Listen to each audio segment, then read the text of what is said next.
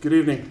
This is the Environmental Protection Commission, special meeting and public hearing, Wednesday, July 15, 2026. The first item of business is a public hearing that's been continued. It's EPC 12-2026, PL 26-32, 16 Arrowhead Way, D. Abrahimi and S. Abrahimi to faux wetlands regrade, install drainage, and construct and create alternative wetland areas and other related features in and approximate to wetlands and watercourses. The property lies along the west side of Arrowhead Way, approximately 350 feet north of Dogwood Lane South, and is identified as map number 64, lot 26. The zone is R1, and it is approximately 1.00 acres.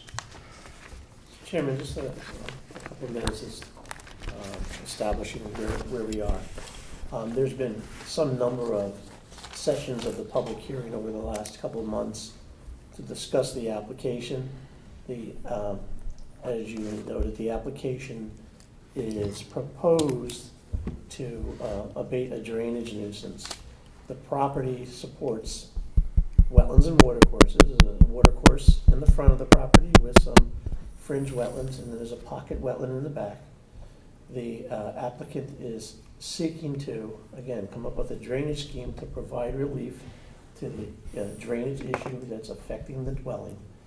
Have gone through some number of design alternatives in order to address that. It seems that it's been boiled down to two alternatives. One, which is filling the pocket wetland, regrading the property, installing drainage structures, and directing it around the property to the front, with a marginal mitigation plan, which is planting up in the front wetland area. The second being, the second alternative is the creation of an alternative wetland. If you recall, as the project was initiated, it had the alternative wetland was going to be moved essentially to the northern property boundary. There was a great deal of testimony, and adjoining property owners had come and registered their concern about that, particularly as it affects their properties as a result of perhaps drainage impacts, but more so by extending the jurisdiction, the areas of jurisdiction onto their properties that would, in their opinion, create regulatory issues for them and impede their ability to maintain certain structures and features. As part of the application for the relocated was moved to the west through this process. To the rear property, we'll call it the rear property, that's further to the west. The adjoining property in that instance, if you recall, has submitted correspondence indicating that he offers no objection to the relocation. So at last month's session, after a long, a great deal amount of testimony, the commission determined to continue the public hearing and sought some items of additional information that would be necessary to review and ultimately render a decision on the application. The most pressing was a positive endorsement of the design and findings of the drainage and water quality reports, complete responses to the revision and plan revisions to address additional information requested by commission and staff in some of its earlier written requests, and a narrative that kind of further defined and clarified the project itself. The applicant submitted information to the commission June 22nd, July 7th, and July 8th in order to provide responses to the board's request. Again, the preferred alternative for consideration is creation of wetlands, just to eliminate the pocket wetland, regrade the space, and create a wetland at the rear of the property that is, in the applicant's position, is of a higher quality and higher functionality of the wetland system that's being proposed. And that information has been detailed on revised plans. I can report that the design and drainage and water quality analysis have been conditionally endorsed by the town's peer reviewer for engineering matters. He suggests as a condition of approval some information relating to the groundwater hydrology, some minimal test bed information, and a review of the wetland system relative to some rock walls or riprap in the place to ensure that the wetland creation does not affect their stability. With that, I have prepared an agenda summary report that outlines all the information that is part of the record for these public hearings. It includes all the plan revisions, the report revisions, the certifications. It includes a copy of my resume and also the reports by the independent reviewers of this matter. Again, it is, in addition to the specifics I outlined here, it's all the information contained in our written electronic files. With that, the applicant is present to answer your questions or to provide additional information as necessary to move forward with the application. Good evening, Alexandra Mock, wetland soil scientist.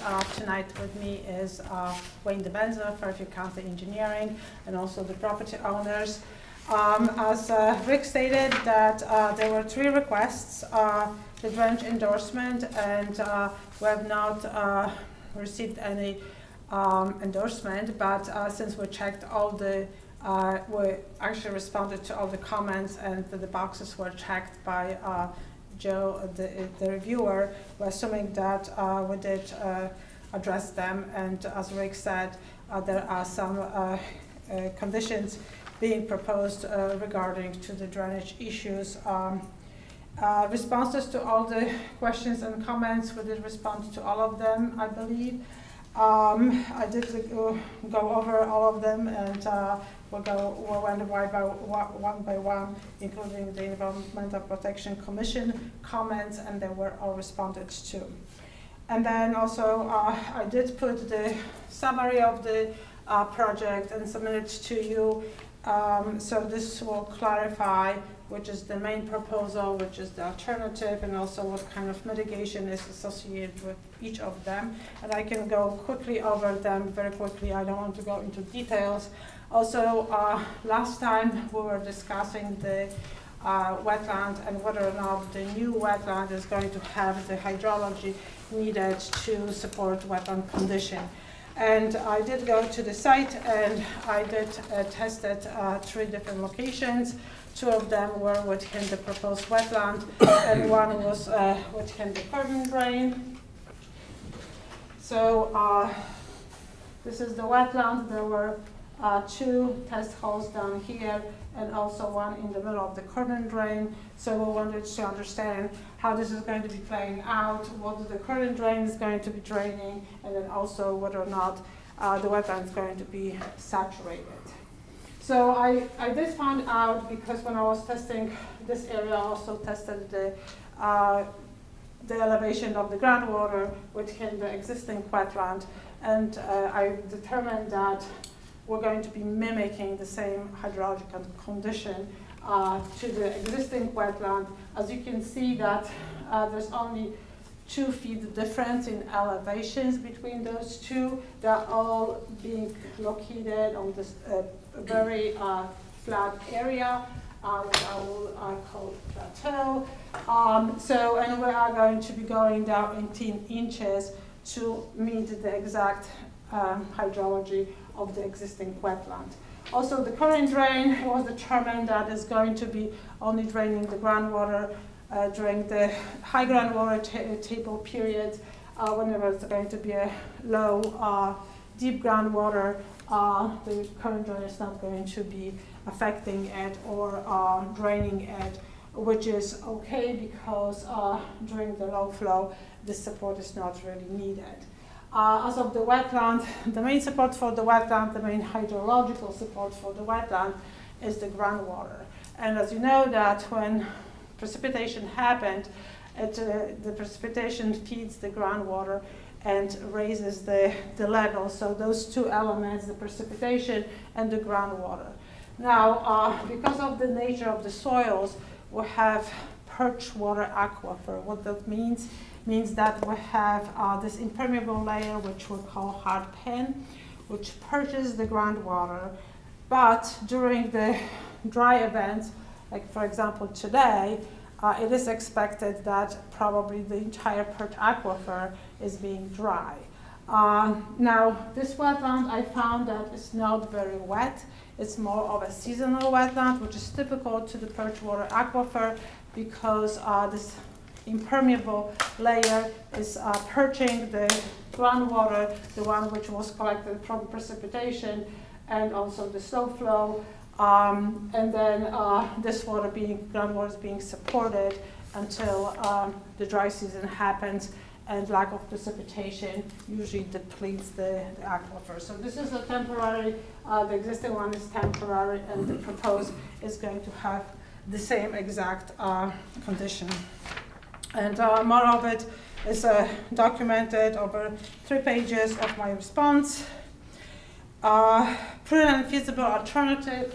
We did go over those last time, and there were several of them. So we started with testing the area for inground infiltration system, whether or not there were any potential. As you know, we did all the testing here because this area has a septic system. This is a slope, or it doesn't flow up this slope, so this slope was not really useful. And then we also tested here, here, here, and then the rest had a high groundwater table, and actually none of the tests came with a condition which will allow for installation of in-ground filtration system. Then we had some other options. The one we had never seen because the application had to be withdrawn due to the lack of time for the review. So this one was a deeper basin which was closer to the driveway, and then that was the one which you had opportunity to review, which was close to those two, actually this and this neighbor. And both of them opposed expansion of the upland review area onto their properties. And then we also had the modification of the existing wetland, which is this one. So in yellow is the wetland area, and this area is being affected. The white area, actually the yellow area, is going to be filled to raise the catch basin, as you remember, because we needed pitch to collect the water and also discharge the excess water to the front wetland. So this will further affect the low quality wetland, and this fill will affect the hydrology, and overall may not be the best option. And then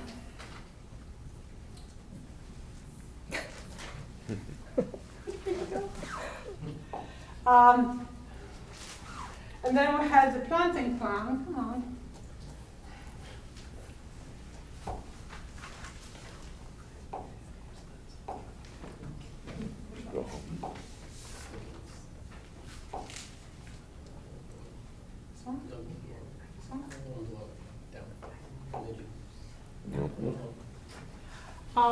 There it is.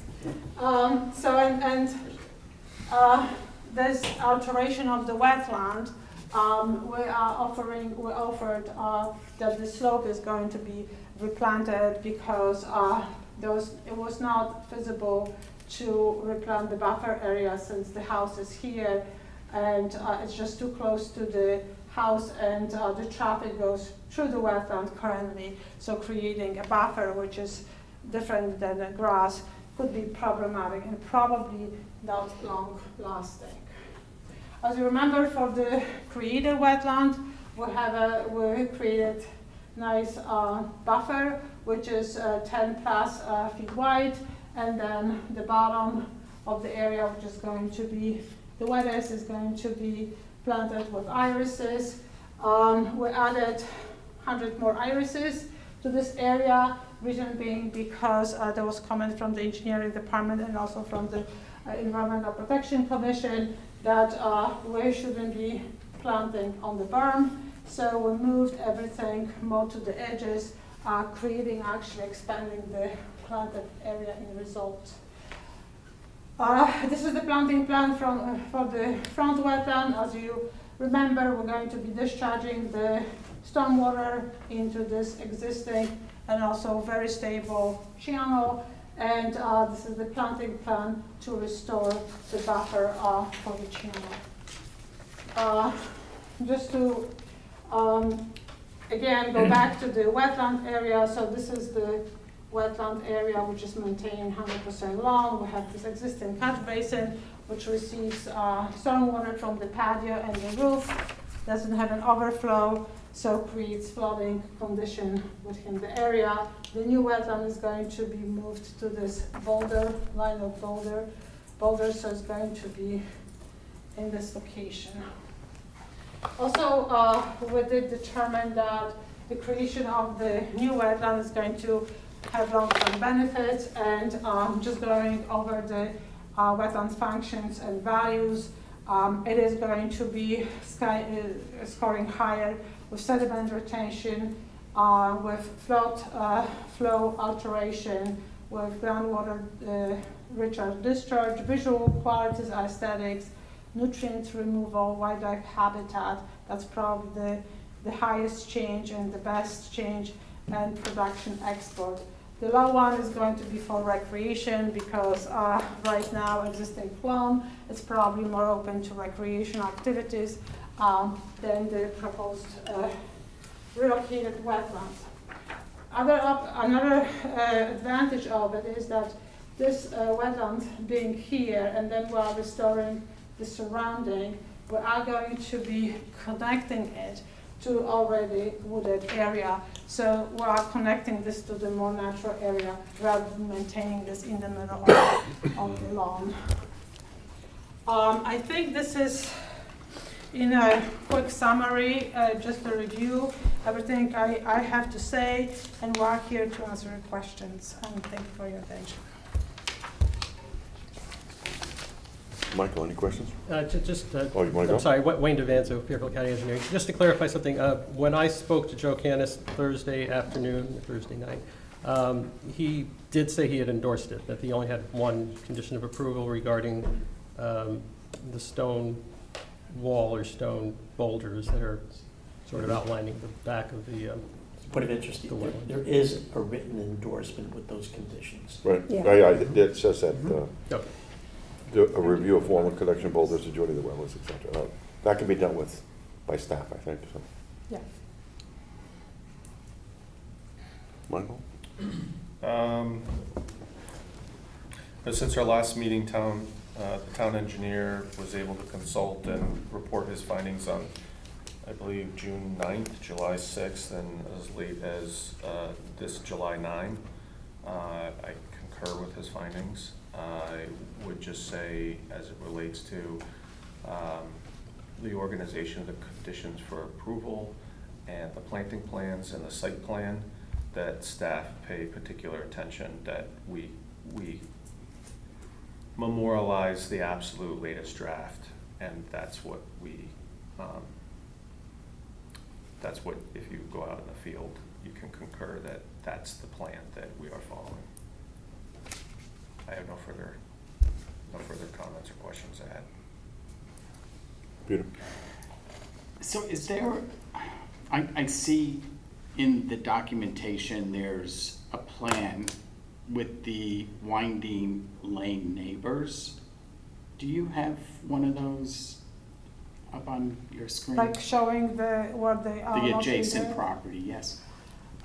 Probably this one shows the That one's most. cut, is that one cut off? So this is the property line with them, and above, I don't have the GIS With their, area so photos showing the neighborhood. from a scale point of view, and I understand that the winding lane neighbors put a consent in, what I'll call a general consent.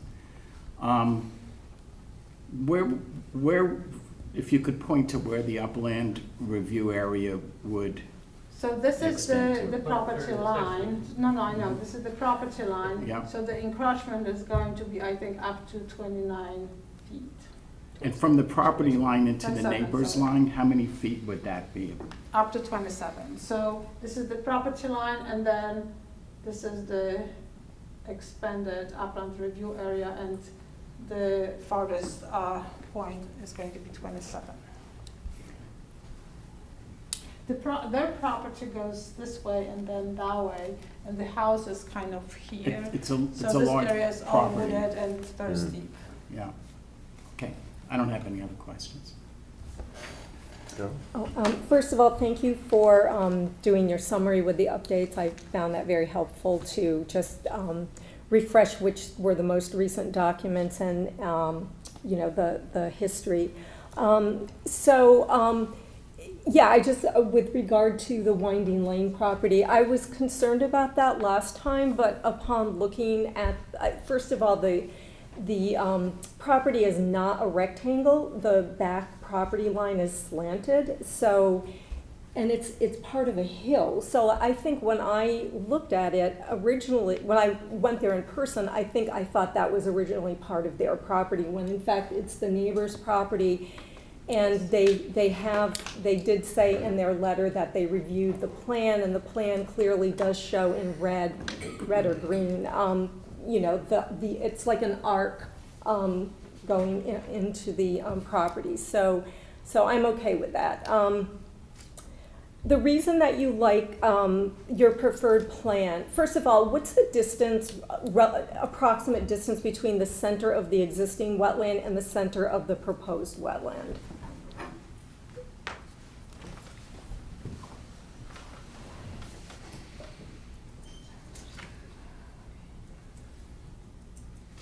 It's 40 feet. Oh, 40? Minus, Okay. roughly 40. And the reason that you like that, the reason that's the preferred plan is because it's out of the middle of the backyard, but also it's at a higher elevation, so you can get the pitch from, to go down to the front wetland, okay. And also, if you did the alternative plan, which is maintaining the wetland where it is, and doing some plantings in the back, this provides a more robust wetland, correct? Right, and this is actually the investment into something better. Mm-hmm. Vice versa, the existing wetland, the plan as we're showing is going to be even more impacted, Mhm. and there will be no potential for these wetlands to become better. And also, if you had, if you were trying to, if you had done that, you would have also, I believe, Mr. Devanzo said last time, you would have had to raise the existing wetland quite a distance to get the pitch. Okay, so with the preferred plan, how much grading will be required to fill in the wetland, the existing wetland? So the wetland itself is going to be up to 18 inches deep, so the excavation is going to be up to 18 inches, but we're going to go a little bit deeper, reason being because we would like to scrape the Right. existing soil and then top dress the depression, the new depression. Okay, and there's two curtain drains. There's one that's kind of captures the water that's coming down that hill, and then there's a second one between the proposed wetland and the house. What is the purpose of that one if the proposed wetland has an overflow, I believe did I read correctly, a 12-inch overflow pipe that goes down to the front?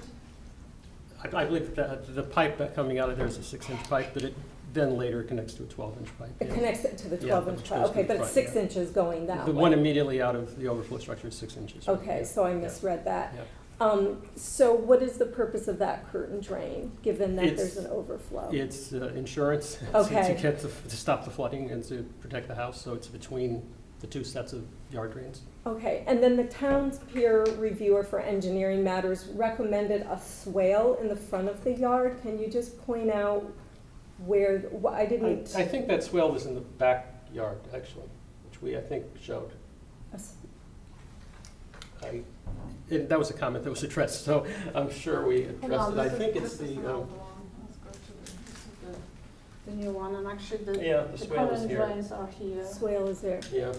And again, that's just if any water overtops, That's just to directed, carry yeah, right, to it direct that way. it sort of Okay. parallel to the house and then to the drain and to the front. Okay, and then on the created wetland, I can't see it on here, there's, so behind the concrete globes or the boulder demarcation, there's some light green, what is that? So these are ferns. So Oh, we're going to okay. have ostrich ferns here, boulder demarcation, ostrich ferns, which are a little bit taller, so Okay. that they will prevent people from getting into the center portion, which is going to be the blue flag iris in the middle. Okay. And I saw also in, a really bad rainstorm, the water in the front could back up, I think 30 feet from the house, and there is a septic system there. It said it would drain within 5 hours, but is there any danger or any impact to the septic Yeah, fields? it backs up to, I think, the elevation 28.5, and it stays there, it's 4 hours or less. And that's within the demarcation of the wetland. It Mhm. doesn't get beyond that level. Okay. So it should be away from the septic, actually. So the septic is here, Okay. and then the extent of wetland is here. Okay, so it doesn't get that far. Basically the low-lying area, and then we have this drainage of the intermediate water course, and we have 12-inch pipe which keeps draining the area out of the property. Okay. And just lastly, I appreciated the whole explanation about the hydrology of the wetland and how that works, but I think the town's peer reviewer had recommended if it was like a meter or something to periodically check that the hydrology was working as, so, Like piezometer, yes, yeah. that could be installed, not a problem. Okay, that's all I have. Okay. Anybody else have any questions or comments? No, thank you. No? Okay, I'd like to open it up to the public. Is there somebody from the public who would like to speak on this application? Anybody? Okay, no. Then I think we're finished receiving all of our, Yeah, before we close it for comment, I would just note that for 27 Winding Lane, the property is held jointly, and only one of the owners has signed the consent. Can we get both owners to sign? sure, I see no reason. okay, that'll be a condition of approval. Yeah. So, okay, good. Then without any comments from the public available, then can I have a motion to close the public hearing? I make a, oh, Close the public. yep, I make a motion to close the public hearing for EPC 12/20/2026, 16 Arrowhead Way. Second that motion? All in favor? Great, okay, this hearing's closed.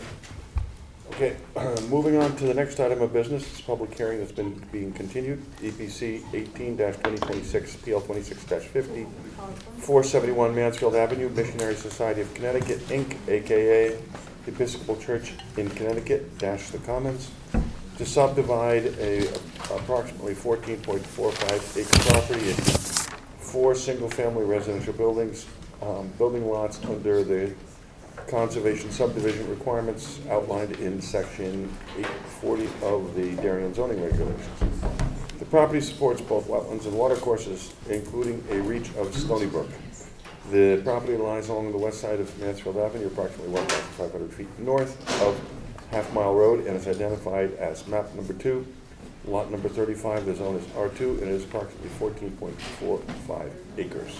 Mr. Chairman, just a few moments to enter some things into the record, and also to kind of outline the status of where we are, and maybe a brief description of.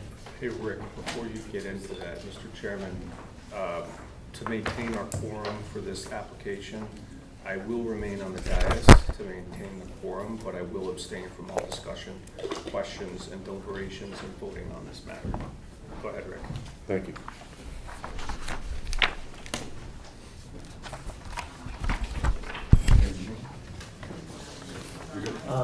It's on. Just some items to enter into the record. If you recall, the matter was scheduled for the initial session of the public hearing at last month's meeting at the request of the applicant. A continuance was requested in order to develop additional information in support of the application.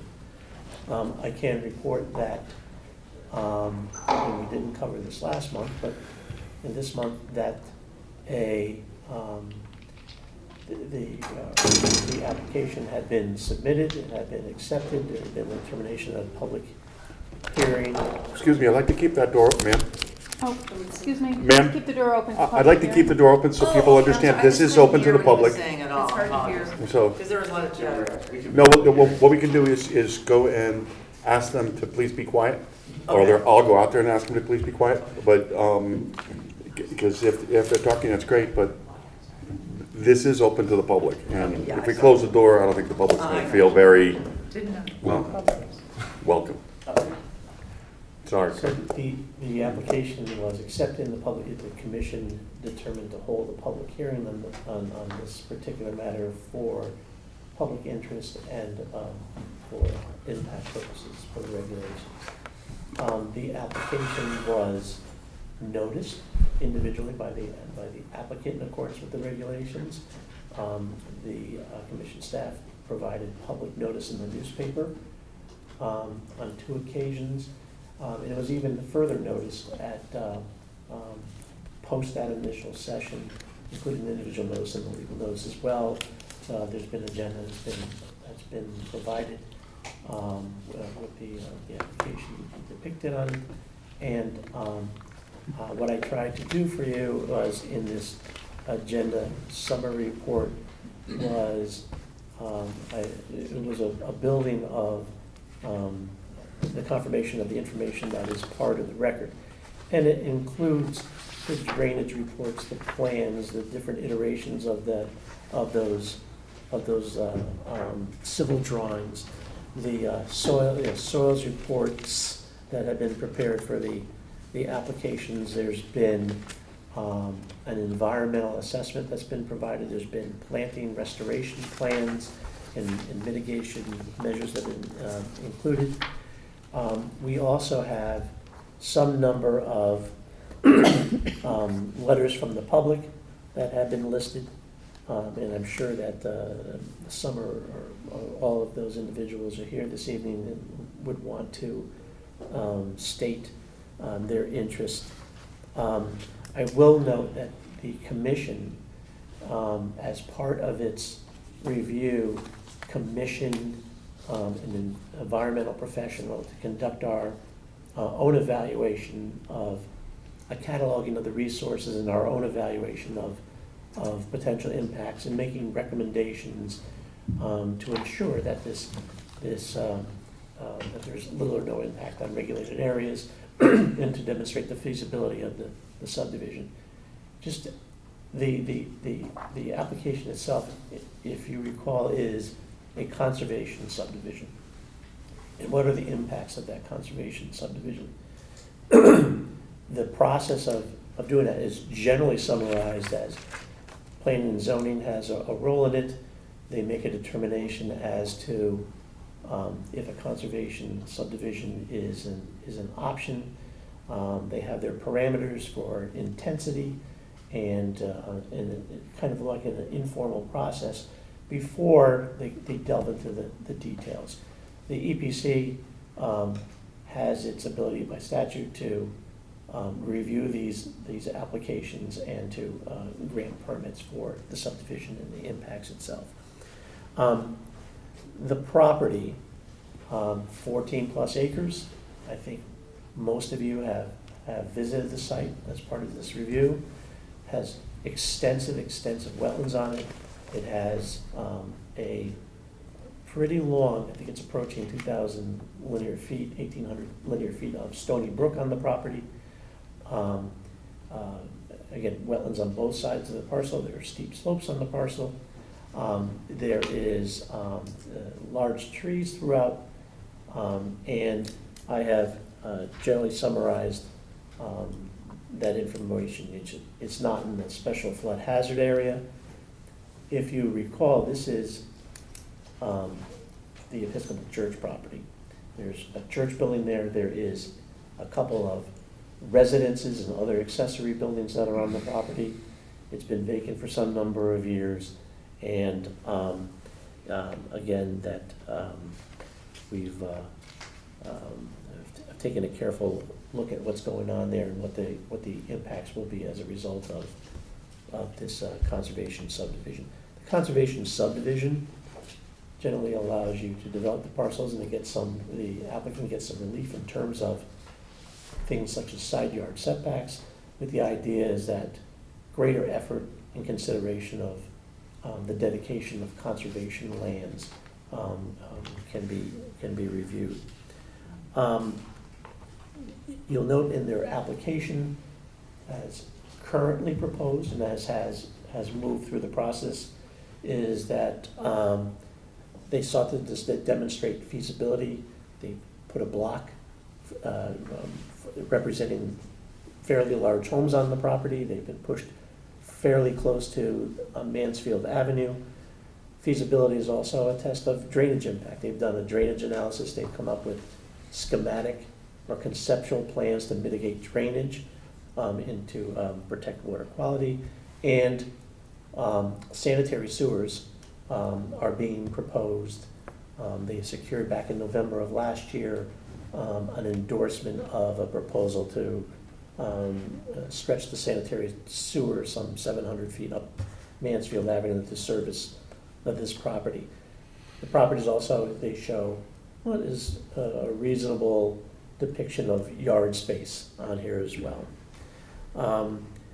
We've identified some issues having to do with the slope that there'll be quite a bit of discussion about.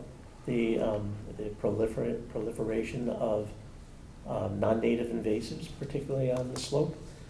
There's information that's been generated what the potential impacts are and how they've been addressing them. You'll note that there's been a buffer mitigation restoration plans prepared with a master plan of what individual property owners, should they move forward with this application, would have to address and draw from in order to address this issue with non-native invasives, et cetera. The other questions that and concerns that there'll be quite a bit of testimony provided to has to do with the conservation area and how do you protect the resource.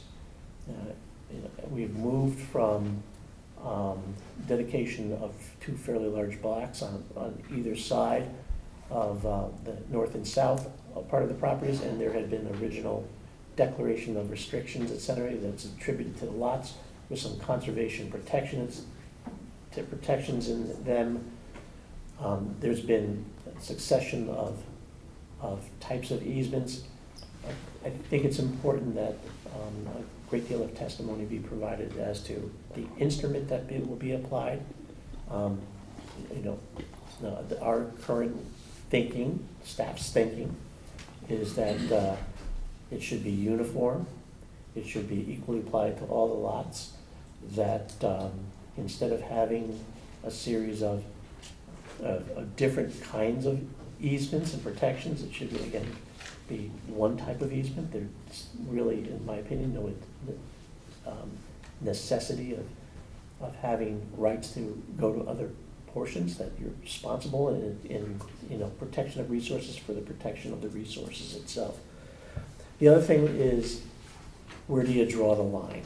Where do you put that easement boundary? So there'll be testimony tonight that you'll see is, do you place it in what the applicant proposes and has generated over the course of this project? which is, I believe, like 54% of the property. Staff has looked at it and, you know, has ideas that perhaps an alternative location somewhere up the slope or just beyond the slope might be more appropriate with some planting and demarcation features. But all subject to discussion this evening. So we have the development team that's present, and we also have our consultant here that will also present it. And I see that there's a number of interested parties in the audience as well. I'm available to answer questions. Okay. Good evening. For the record, my name is Craig Flaherty. I'm a professional engineer licensed in the state of Connecticut. I'm a senior engineer and principal with Redness and Mead, a land use consulting company in Stamford, with offices in Stamford and Wilton. We've been providing land surveying, site civil engineering, and permitting services for our client, Missionary Society of Connecticut, also known as the Episcopal Church in Connecticut, or the Commons. This, of course, for folks that live in Darien, is St. Paul's Church. Joined tonight by Kate Throckmorton, a landscape architect and our ecologist from Environmental Land Solutions. We have Wilder Gleason, frequent flyer, if we need the big guns tonight. Also here representing the church is John Heflin, who is the property manager, as well as Gordon Ross, who is the treasurer and advisor to the bishop. And before I get started too much, I want Gordon to come up and just address you as the applicant.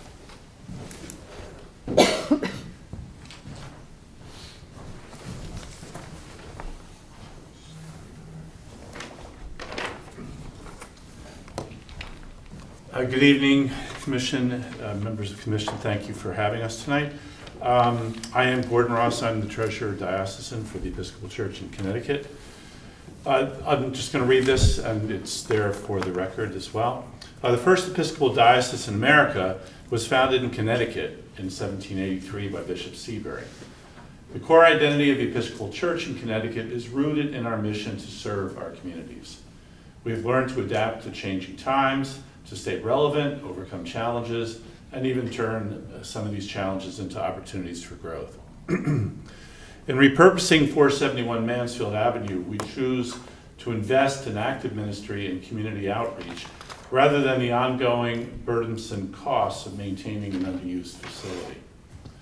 The proceeds from the sale will be strategically invested in areas with increasing needs, allowing us to expand our reach, enhance programs, and offer more service-oriented opportunities in Fairfield County and across the state. We are grateful to the community we cultivated and shared in Darien, dating back to our first meeting at Hollow Tree School in 1958. At its peak in the 70s and 80s, St. Paul's was both influential and popular. At one point, it had attracted so many worshipers that they had moved services to Darien High School. As we considered options for the future of the property, it was important for us to select a path that honored our shared time here by fitting in with the character of the neighborhood, while at the same time being good stewards of the natural environment. With Craig's help, as well as his team, Kate and Wilder, we believe we found the path in the proposed conservation subdivision that he and his team will describe to you tonight. Thank you. Thank you. Okay. So as you have heard, we are here to subdivide the 14.45 acre parcel, which is in the R2 2-acre residential zone, into 4 2.5 plus or minus acre properties, while at the same time placing 54% of the property in a conservation easement.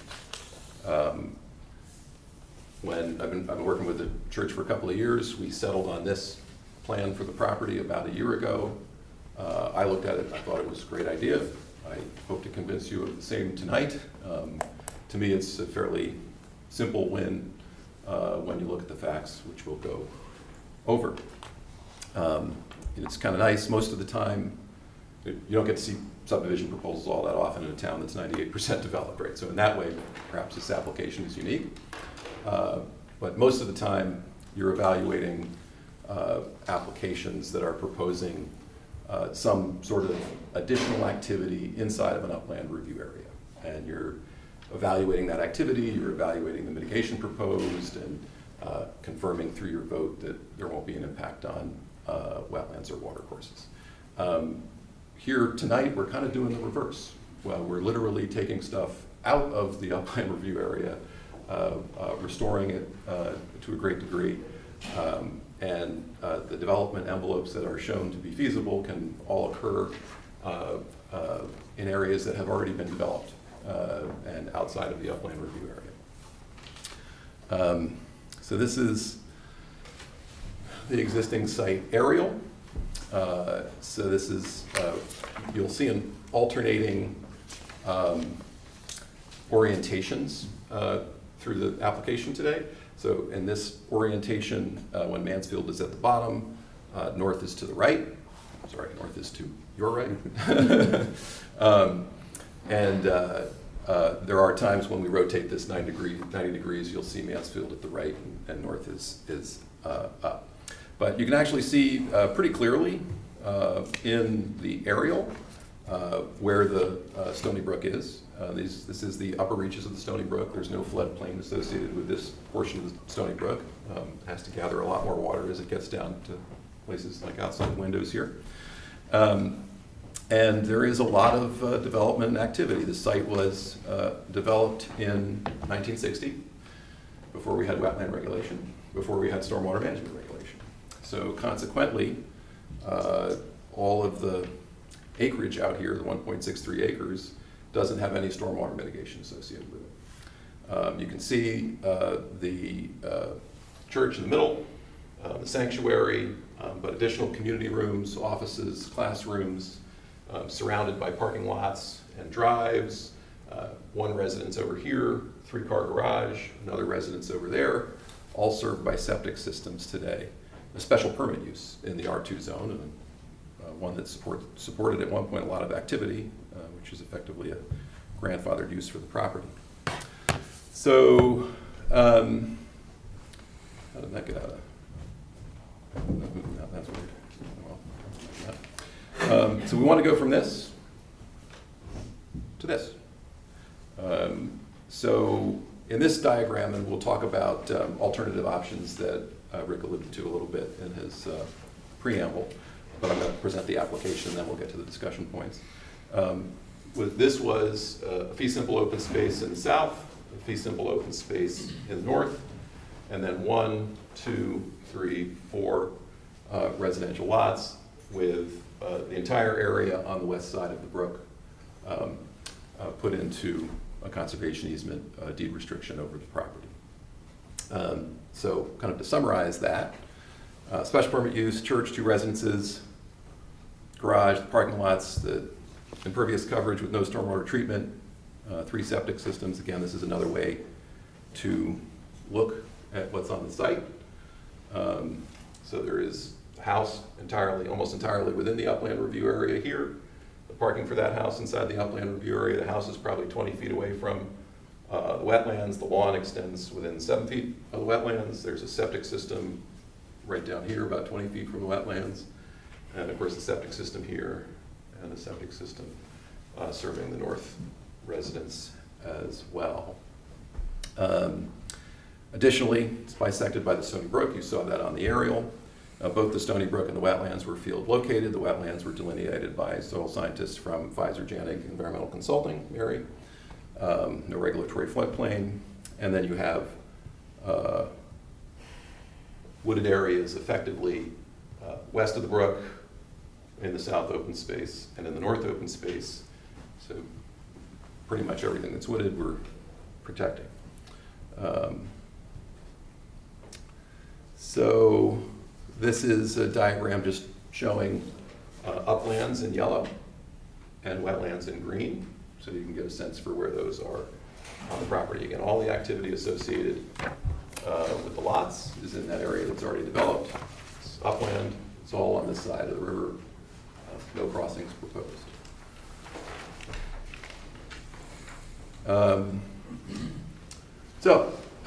We want to produce 4 2.5 acre lots for single-family residential homes, put 54% of the property in open space. You see the breakdown between currently, which, again, we'll discuss an alternative between the open space parcels and the deed restricted areas. We're doing a sewer extension, so we get to eliminate the 3 septic systems, which everybody agrees is a huge win for the potential for nutrient loading on the site. And then we have stormwater mitigation proposals to prove out feasibility, meeting the 2025 drainage manual, which also means that we're meeting the 2024 Connecticut State Stormwater Quality Manual. And that has been reviewed by Ty and Bond, and they've signed off in a letter June 2nd, June 3rd of this year. Just when you're looking at existing to proposed, this version cuts impervious coverage on site in half.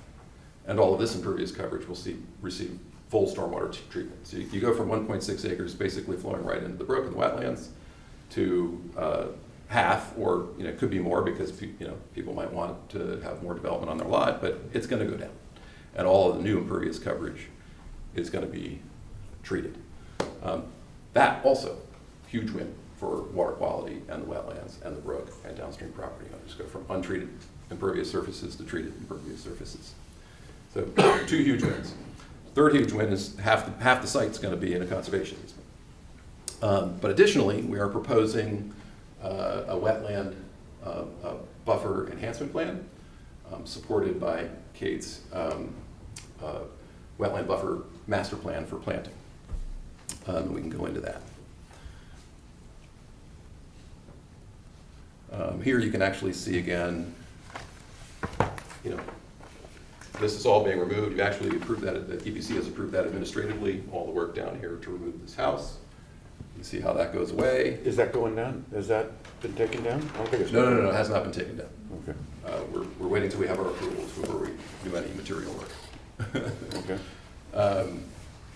The primary reason it needed to come down is because the subdivision shows a property boundary through it, and we can't file a subdivision map with a lot line through a house.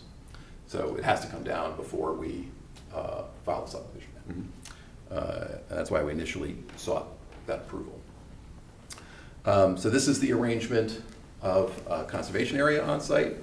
Again, in kind of the lime green are those 2 fee simple parcels, and the lighter green are the conservation easement areas over the lot. So the alternative, again, we'll get to a little bit later, was just make this lot 1 and just make this lot 4 and have the same conservation easement over everything. It straightens out responsibility. Instead of responsibility being an association or 4 different people, it's 1 person that's responsible for that area.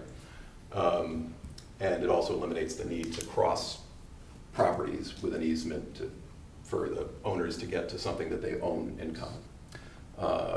We'll talk about that under discussion, but that's some of the reasons it was suggested. So again, 2 pieces, buffer enhancement plan and that master plan that I want to go over.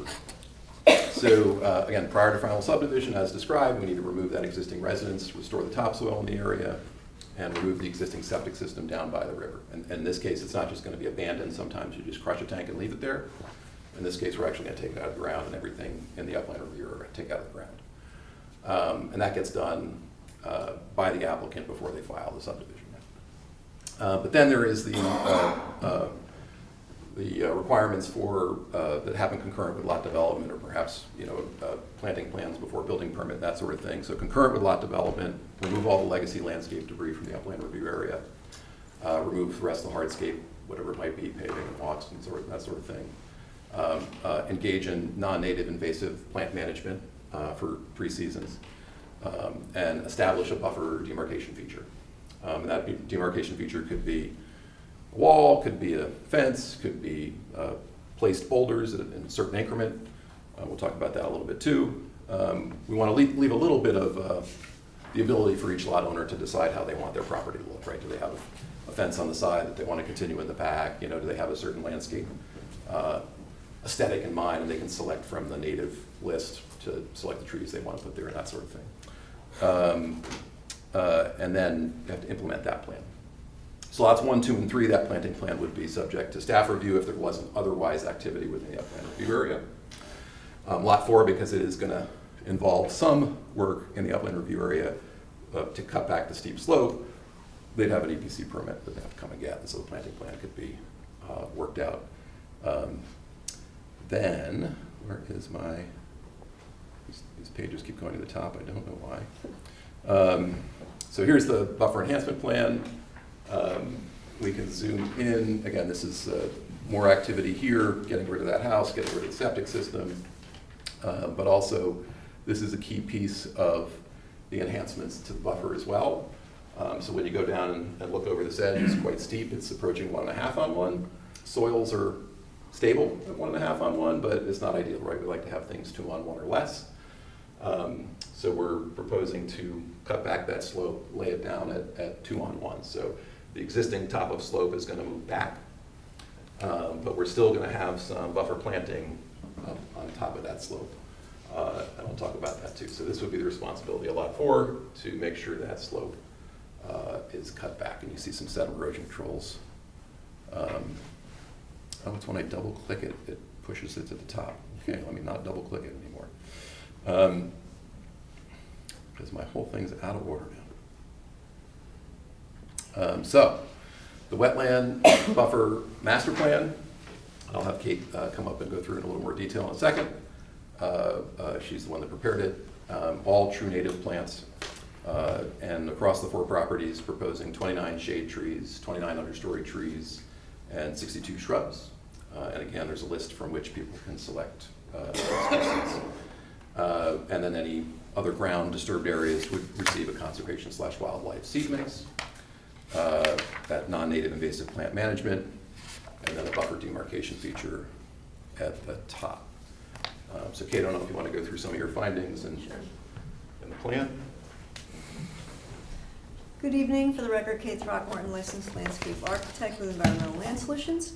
We were retained after some initial review and following a peer review that requested some more specificity to the conceptual plans and buffer enhancements that Craig has described.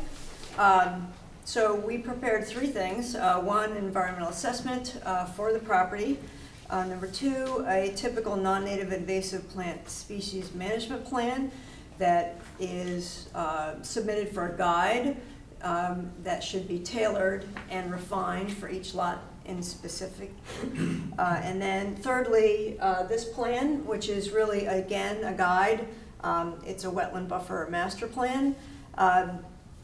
And it provides, again, some guidelines, plant lists, and really a minimum, what I would say, replanting for each lot. In specificity, this area that has been developed has a tremendous compromised buffer. And that has come from a couple of activities. One, there was some just landscape maintenance that's kind of pushed into that buffer and brought some invasives into that area. And then secondly, to compound it, the area had a tree canopy of ash and beech. And both have been, unfortunately, fatally affected over the last 5 years, which has opened up a lot of big gaps in the tree canopies, and that has just allowed the invasives to explode. So, unfortunately, much of this eastern slope is encumbered with porcelainberry, and not only has it affected the larger trees, but now it is expanding into the uplands, into the ornamentals, and causing a lot of problems. So, in combination with the invasive management plan and this plan, we hope that that would be a guide for future specificity, that when each of these lots is developed, the homeowner can come in and either use this as a template or customize it to their liking. And specifically, so essentially the whole buffer will be restored and enhanced. This kind of reflects these trees are the new planting, and these hatch trees are the ones that are remaining and still. Excuse me, Kate. You just mentioned a couple of sentences. Is this gonna be done before or during the subdivision, or given to the future homeowner as a recommendation? Well, Yeah. Craig can get into detail, but I think it's Specifically- to the future. This plan would be enacted by the future lot owners, right? And we like that period of time because that's a period of time with a lot of built-in oversight. They have to come in and get a building permit, they're building, they have to come in and get a CO.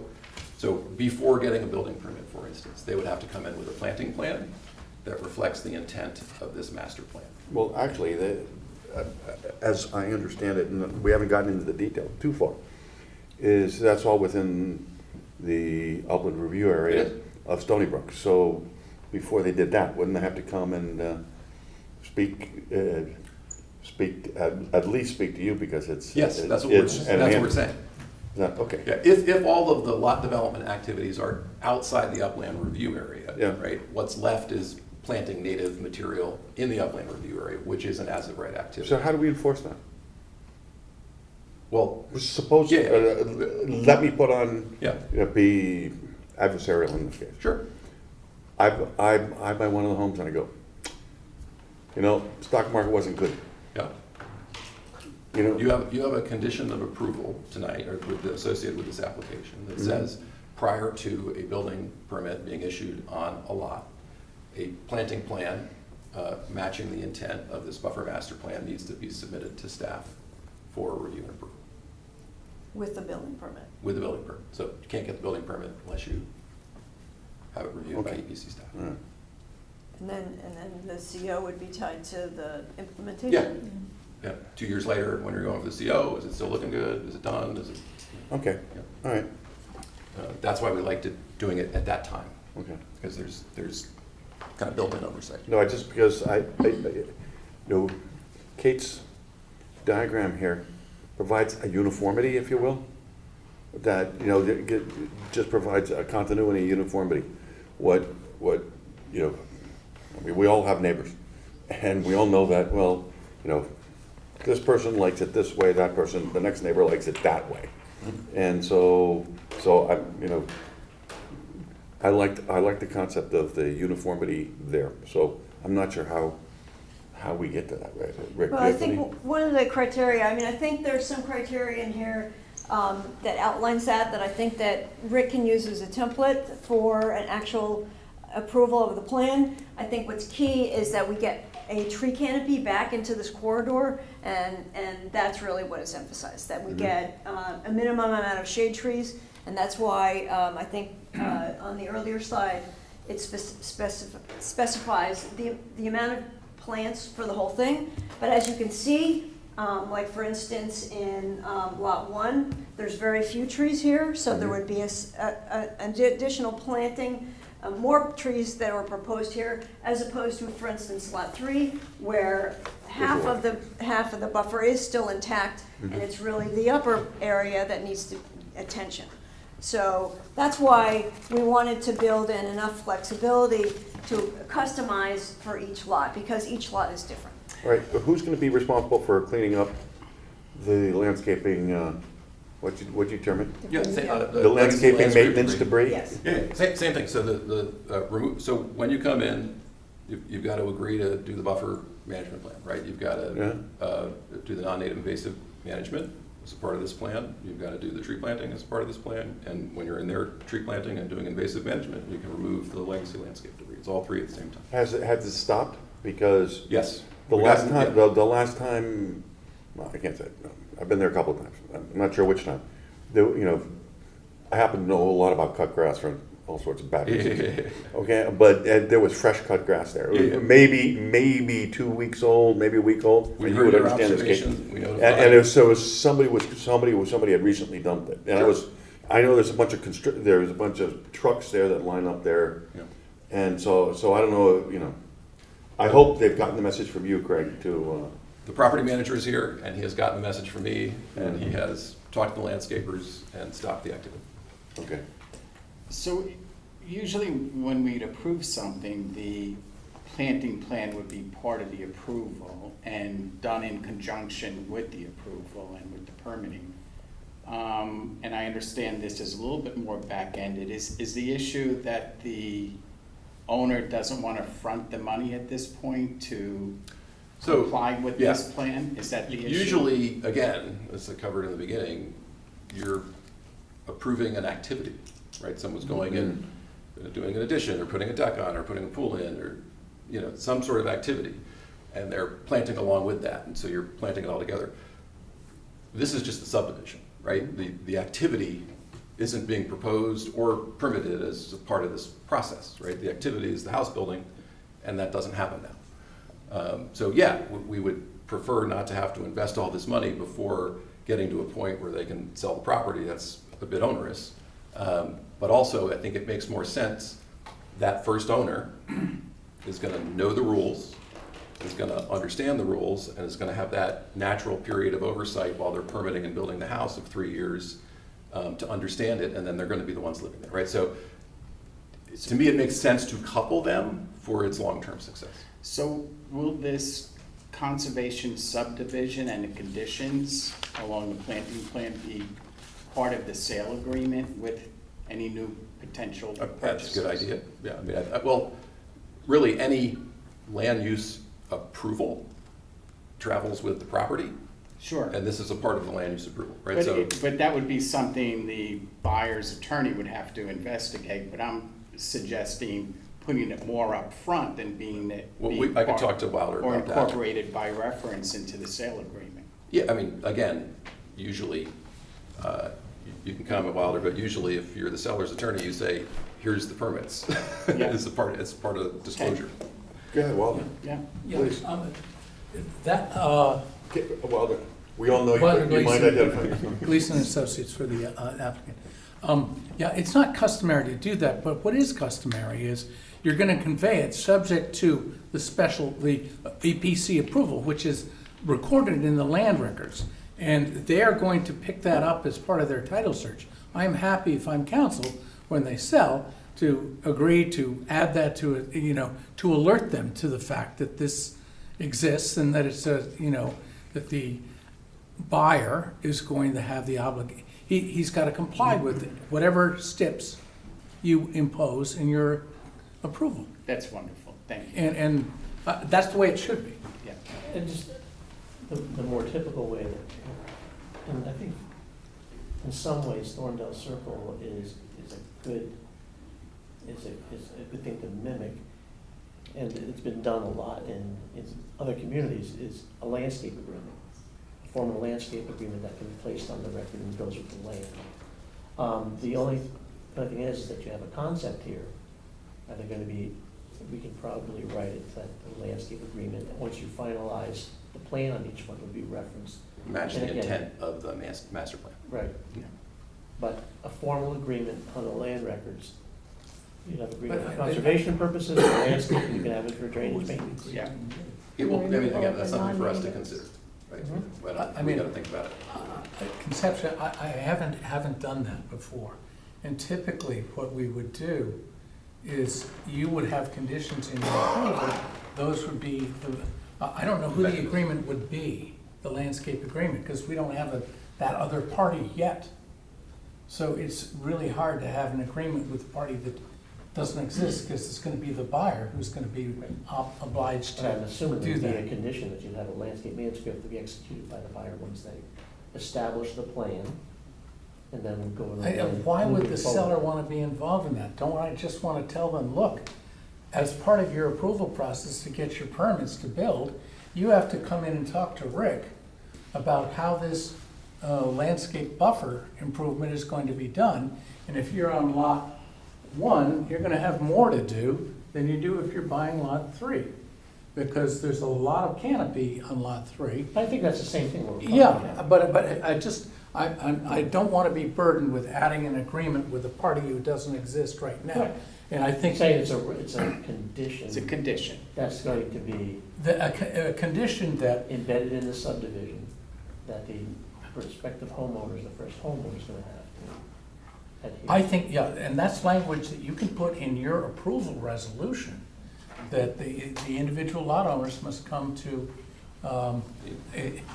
Let's prepare a plan for your approval that meets the intent of the master plan. yeah, That's that meets staff approval. Mhm. And if we have an issue with staff, then they come to you to get that done. And that's, I think that it can be handled in a step in the resolution. You know what? If this is gonna get continued, and Craig indicated to me that it might, we might be able to draft a little something for you guys to look at. And I think we have a pretty good template that can be followed. Oh, I haven't seen that template Yeah, and so on, so I. Yeah, we can't agree to something we I haven't. can't. No, I didn't say that I agree with it, I'm just saying, So just, Yep. just, Kate, would you then have a customized plan for each lot at that Yes. point? Exactly. And I think that's why we're trying to build in some flexibility, because we don't know who these homeowners in, and I think we need them to buy in and invest in it, and if they have some input in it, that's Yeah. usually more successful down the road. Right, but there'll be. They can take some ownership in it. Yes. A limited menu of optionality. Yes. Is that the notion? Yes, Very- and very this is specifically. a very wide ranging, I can't imagine that they're certainly gonna use all of these, but we know from experience that these are all plants that your commission has blessed in the past, and that if they use this as a template, they'll be successful.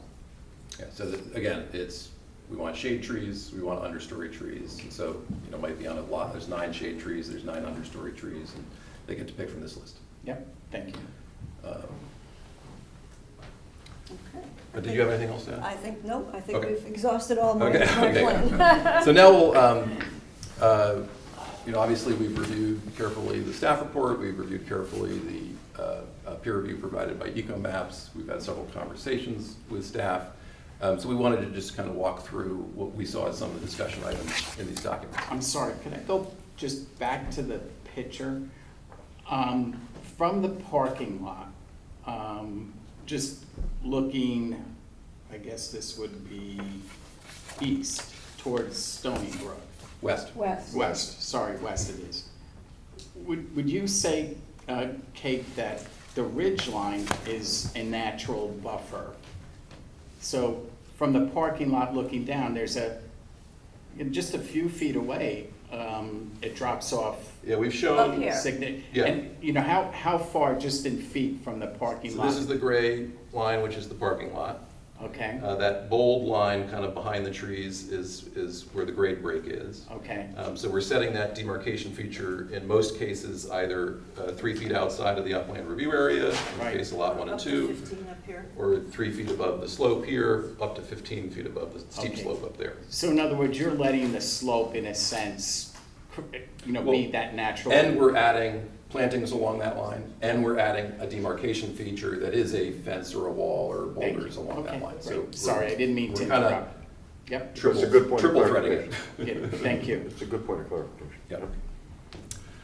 So some of the discussion items. There was a conversation in the peer review about the sewer extension timing. Guys, let me say this for the record because I forgot up front. I am the chairman of the sewer commission. Of course, this involves a sewer extension. When any matters come before the commission that my company is involved with, I recuse myself. It's handled by my colleagues. They present any materials and present to the sewer commission. I am not here in any official capacity in my volunteer role for the town. I am here as a consultant working for the applicant. There is a sewer extension on this job.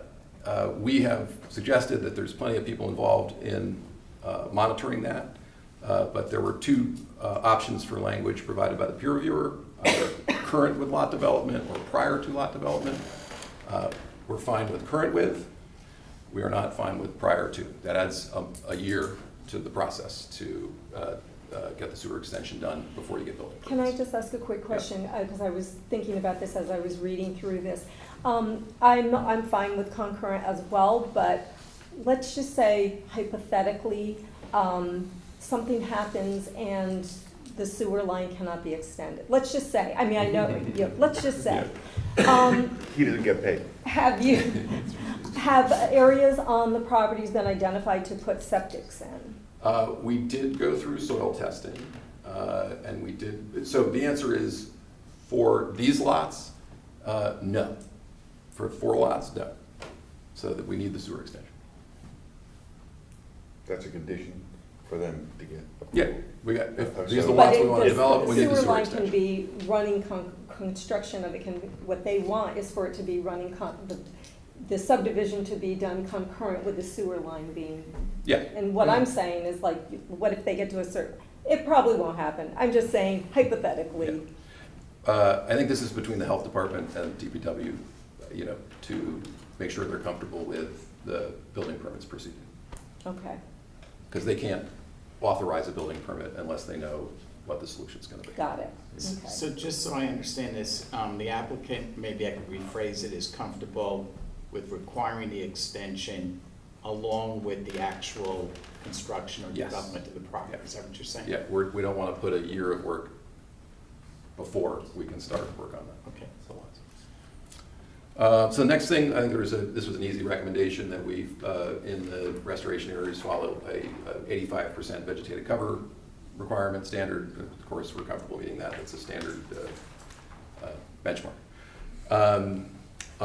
There is some language in the peer review about a vegetation transition area extending beyond the top of slope. We are incorporating this at the most critical point, at Lot 4, where we're cutting the existing slope back.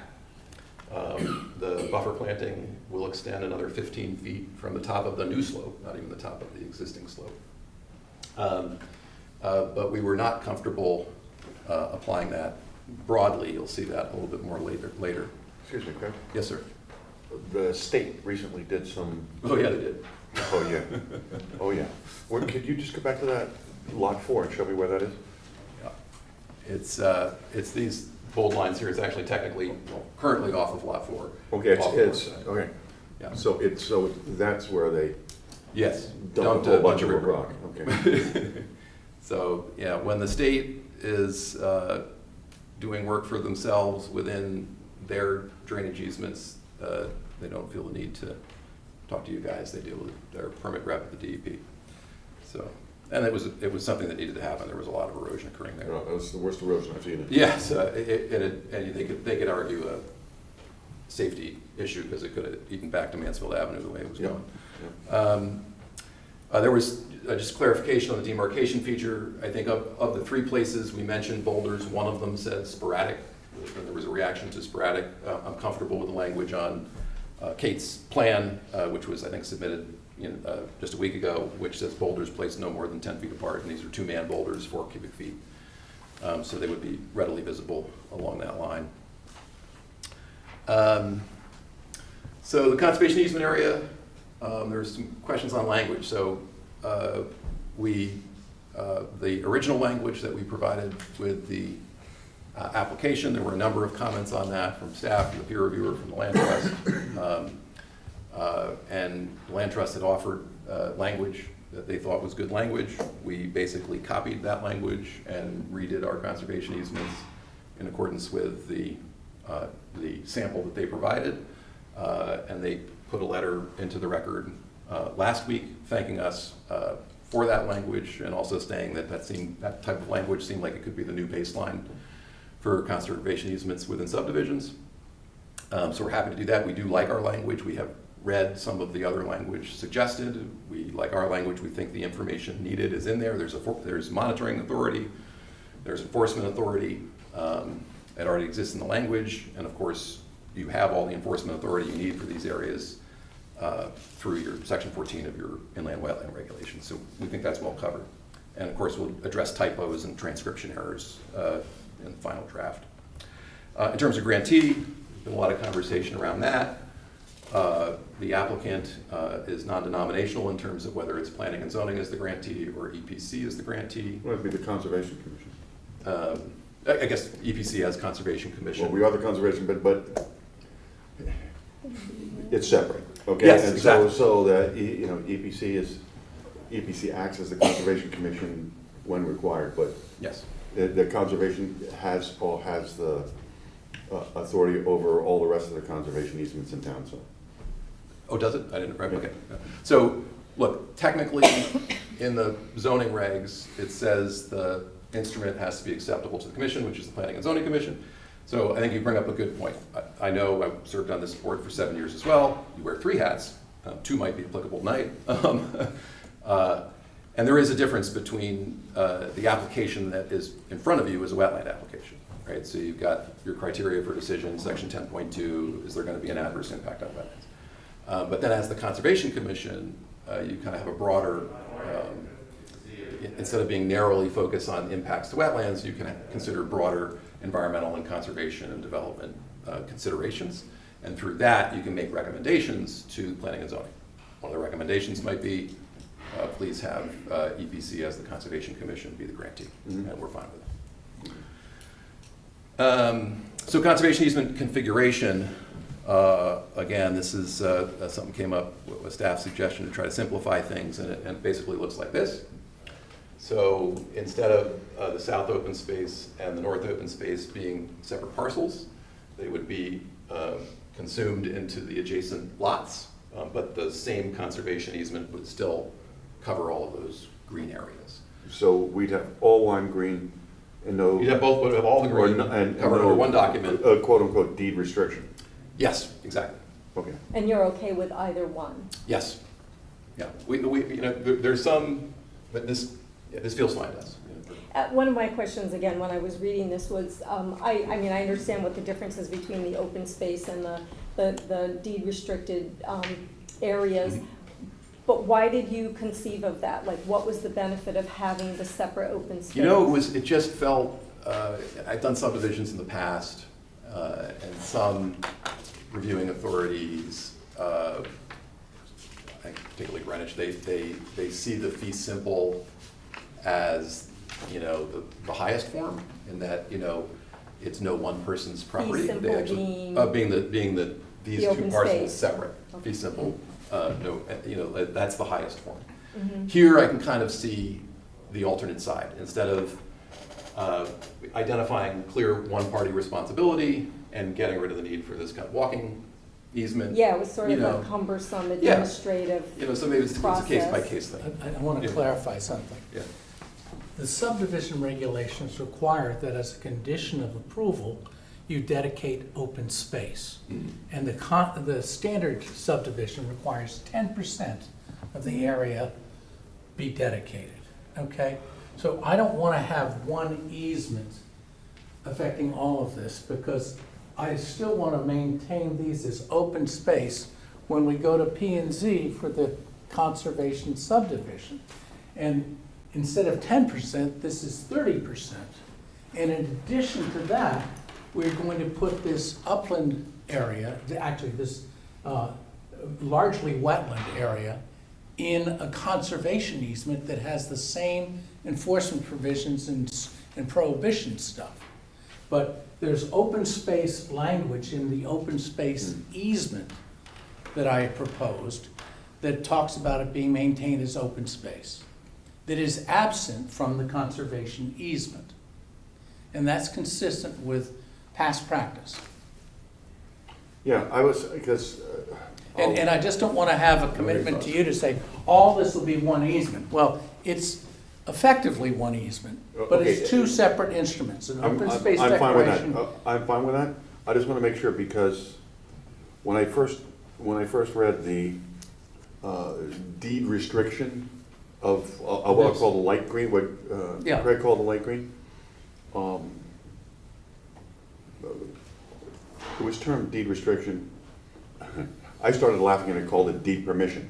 Well, Okay, First because. draft. The first draft, which has been- Okay, and I want to make sure that, because where anybody could go in, the homeowner could go in and build bridges. No, that's No, no. that's Okay, incorrect. bike paths, foot paths, Forts. without coming into it, because we automatically gave him permission. No, I just no, want to make sure That that. has it was been drafted superseded. so that with EPC approval, we could have those activities done. Oh, yeah, The Darien Land Trust has. And now- the Darien Land Trust objected to that. We've Okay, met we've satisfied them, and this is a conservation easement that is a conservation easement, Okay. nothing's gonna happen there. No cutting down trees No less than cutting down 10 trees. inches, Yeah, et cetera. yeah. Well, that's not. Not even that, I think It's it's. not in. No. Yeah, we don't I have. think we need more information on Yeah, this, it's because not I in think. it, and neither is the herbicide. No, and pesticide. the instrument is very clear, it just says no cutting or removal of trees. I think we need more information on this, because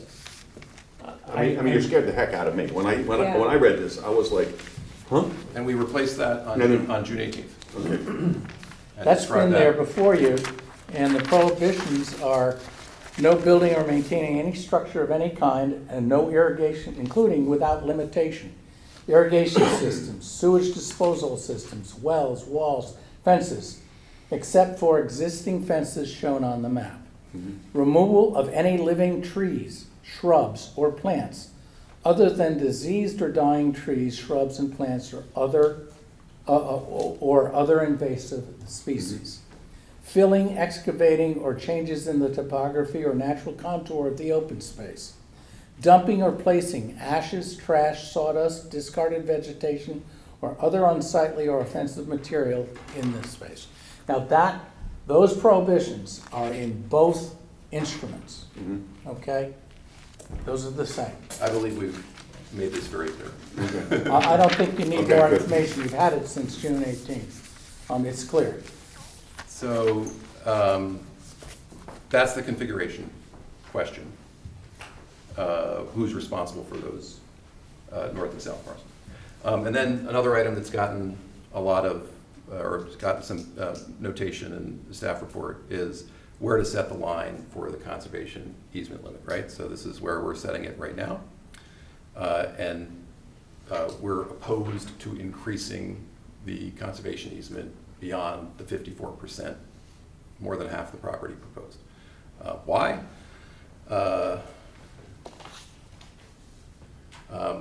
So it's not every day you have the opportunity to put 8 acres into conservation. Through the Act of One application, you have that opportunity here. Of that 8 acres, 3 acres is uplands. So we're not just giving you wetlands, we're giving you uplands as well. 87% of the wetlands on site will be inside of that conservation easement. We went back and looked at the 4 conservation subdivisions that have occurred in Darien with the assistance of P&Z doing the research. And we found that those conservation subdivisions put anywhere between 30 and 39% into open space. And that's considered a win because, again, conventional subdivision is 10% open space. Yeah, but you're dealing with one of the major wetlands of this town. Yeah. Okay, and so I would say Thorndale Circle is, was that 7 acres, 6 acres? The conservation easement was. No, I'm asking, it was basically the west side of that piece of property. And this is a major wetland. Let me finish. Okay. The last subdivision that you approved, there was no conservation easement required. And you only required about 15 or 20 feet of the buffer to be restored. Here, we're restoring 90% of the buffer. And then the Thorndale Circle, which you had mentioned, is here. So this is the parcel and off-site that was placed into conservation easement. You can see that the Stony Brook was not in the conservation easement. The bordering wetland was not in the conservation easement. The red line is the upland review area. And there were large stormwater management features placed in the upland review area. So we think this is a good plan, right? You're getting 5 times more open space than you would with a conventional subdivision. We think we meet the test of doing a conservation subdivision. And we are a little sensitive to being treated differently than any other application before, including very recent ones. We think there's precedent associated with that. And ultimately, what are we going for? One, we're already agreeing to, again, take improvements out of it, plant it back up as a part of this, put a demarcation in, and have the first owner involved in all of that so they understand it and can't say, I didn't know. I don't think an additional piece of paper is going to do anything. And ultimately, we want these property owners to have the same rights as every other property owner that might have a wetland or watercourse on their property or an upland review area on their property to come in and say, here's an idea I had, file an application, and you guys get to decide, approve or deny, does this have an impact on the wetlands? We want these lot owners to just have the same right as everybody else. And that's what we're going for here.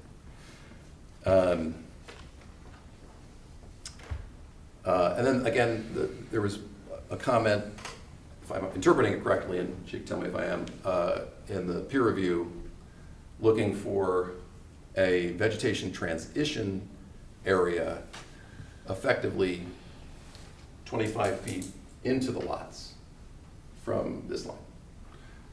We are opposed to extending that beyond the critical point where we're doing it here for 15 feet at the steepest slope. And again, why? We are already enhancing almost the entire upland review area. Again, when do you get that opportunity as the wetlands agency? Usually it's the reverse. So we would think that would be inconsistent with past actions. Usually you're looking at some sort of buffer around a wetland. You're not looking for a buffer to the upland review area, a buffer to the buffer, so to speak, which kind of extends beyond, we think, your area of jurisdiction. We are already reducing lawn by 5,000 square feet in the upland review area. We're doing that additional vegetation transition area where the steepest slope is on lot 4. And if nutrient loading is the concern, we're eliminating 3 septic systems, which is a huge win for nutrient loading that would likely seep out at the bottom of the slope into those wetlands on water courses. So, again, when you look back big picture at this application, we're putting half of it in these conservation easements. We are taking improvements out of the buffer. We are restoring the buffer. We're getting rid of septic systems, bringing in a sewer. We're taking 1.6 acres of impervious surface that sheds off to the wetlands without stormwater management controls. It's going to be replaced with new impervious coverage meeting 2026 standards. Clearly, this is all positive, right? At the end of the day, these wetlands and water courses will be better off once this plan is complete versus where they are today. Like, you should want more applications like this. Again, that's the end of my presentation. Happy to have your questions or move on with the agenda for the evening. Karen? Okay. So first of all, thank you so much for uploading your PowerPoint to the portal, because I found that extremely helpful to be able to go through all of this prior to this meeting. So thank you for doing that.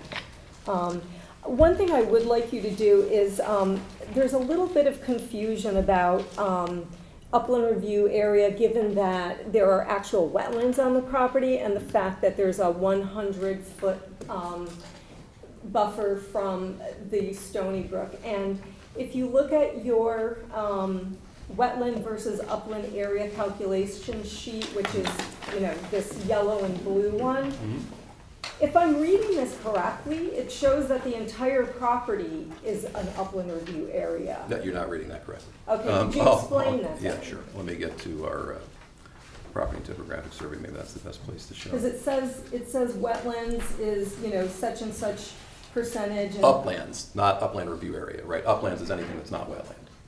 Okay, all right. So it's not the upland review area. Okay. So the on the planting plan, I think I saw like a red line or a green. No, it was a purple line that showed the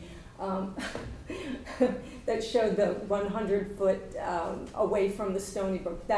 So everything that is, with the exception So all of our of lot detail, 4, everything that's east of that is outside of the upland review area. correct, yeah. So if we go back to, let me see, with a couple of exceptions.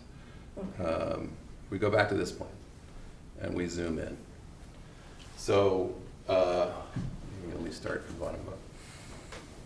This purple line Mm-hmm, is the upland review area. okay. We set the buffer demarcation 3 feet outside. This is all outside of your upland review area. So that's 100 feet from. This is either 100 feet from the Stony Brook Or 50 feet or from the 50 feet from wetlands, whichever Got it. controls. Got it. So you Okay. have at least 100 feet to the water course. Okay, I was just confused by the terminology on that one slide. Yeah, it's wetlands and uplands. Uplands doesn't just mean the upland review area, it means anything that's not. Okay. Yeah. Yeah, oh no, it's a, Yeah, so it's that purple line. That's the upland review. okay. So there was that. Let's see. And I like the buffer enhancement plan. I mean, I think that's all good stuff, especially about how the non-native invasives are being removed. But again, you know, not to be a dead horse, but any person who is purchasing one of these lots on which to build their home will be aware that there will be these, they won't know necessarily, they won't have to agree necessarily to specific, there will not be a specific plan that they have to implement, but they will know that there are requirements for the removal of the non-native invasives and to putting in this garden that's comprised, or these plantings that are comprised of true native. Yeah, I think the mechanism, again, for that Right. is for you to add a condition or stipulation, should you get to a resolution for Okay. consideration, to say that prior to building permit, these plans have to be developed and approved by staff. Okay, all right. And I already asked you about the, why you had decided on, you know, having the open space and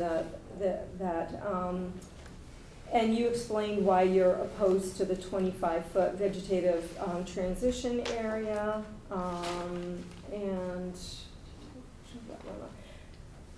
right. So the only other thing is when you're visiting the property, there are a lot of, you know, dead and dying trees that you can see, you know, and some of them are like hanging from, you know, the huge branches have fallen and so forth. Is any of that going to be remediated prior to, like, will that be up to the homeowners to take care of as well? Yeah, I mean, unless there is a hazard that the property owner wants to take care of because it's a hazard, it will transfer with the property. And Okay, so that none of that will be taken care of. Okay. I might have something else, but I'm gonna let Peter go. Yeah, I like this plan, and I say that as a commissioner that voted against Thorndale Circle because I didn't think they did enough. I think this plan does a lot, so I like it. My two questions, would you be in favor or not oppose stakes along the line of each of the property which would indicate that there is an easement in favor of the Conservation Commission? We are in favor of monumenting the boundaries of the resultant conservation easement, yes. And just exploring this obligation that the future purchasers have, I'm just trying to wrap my mind a little bit around how we get that as an enforcement mechanism for staff. Would you be in favor or opposed, in addition to the menu that Kate will put together, having a minimum expenditure amount in dollar terms that would be embedded? Because this way it makes it a little bit more enforceable to say that this property owner put in X number of dollars to remediate the wetlands. I think the intent of the plan, I think the way the plan is created speaks to its intent better than dollars, right? A certain number of shade trees from this list of 10 shade trees. Would you get a 3-inch shade tree, or you can get a 10-inch? Well, we're actually 12-inch? defining the size right on The top. calipers there. The minimum calipers right on top. All right, okay. So you could do 2 10-inch and meet your value, but actually we'd rather have 10 2-inch, you know, in the long run. All right. Yeah. That's it. Well, I've opened my mouth enough tonight, so I'll give you a break. You can come back to me later. I thought it was a really good presentation, Craig, thank you. Thank you, sir. What I'd like to do now, since the commissioners have asked us, open it up to the public. You have our, you have, Would you like somebody else to come up, Greg? No, I'm done with my presentation. Michelle? Yeah, Michelle, sorry, you're right. Yeah. I apologize, Michelle. I wasn't sure where we were going, so I was going to stay silent until it was determined. Do you want me to leave this one up for you? Sure, that's fine. Okay. Right. Hello, my name is Michelle Ford. I am a professional soil scientist, professional wetland scientist, certified wildlife biologist, certified erosion, sedimentation, stormwater inspector. You have to have those letters if you have an ecology degree if you want to pay the bills. So that's what that is. And those are the lenses through which I viewed this application as a third-party reviewer. I am the owner of EcoMaps, conducted a site walk with town staff, and by and large, this is one of the best subdivision plans I've seen. A very little wetland impact. It sounds great, right? Removal of impervious, and seeing the status and condition of the site is, it's not in great shape right now, given some of the landscape debris that's been discarded, the piles. The invasives are really kind of running amok, especially in that open canopy area. And I think what they have right now is very good. But as you said, this is a very important watershed and wetland with that Stony Brook watercourse going through there. So I think your job is to make decisions as to, can we make this better and how far do we want to go with that? So, we've had some back and forth. I've submitted 2 rounds of comments. Redness and Mead has provided their responses. They've made a lot of concessions and agreements. I think they've come a long way, especially on the conservation language, no play structures, things of that nature. Clarified to make sure that the application is clear. I won't go through all the comments for you. I think my last round was dated July 8th, and so you should have that. Sorry if it put you to sleep. It was a little lengthy.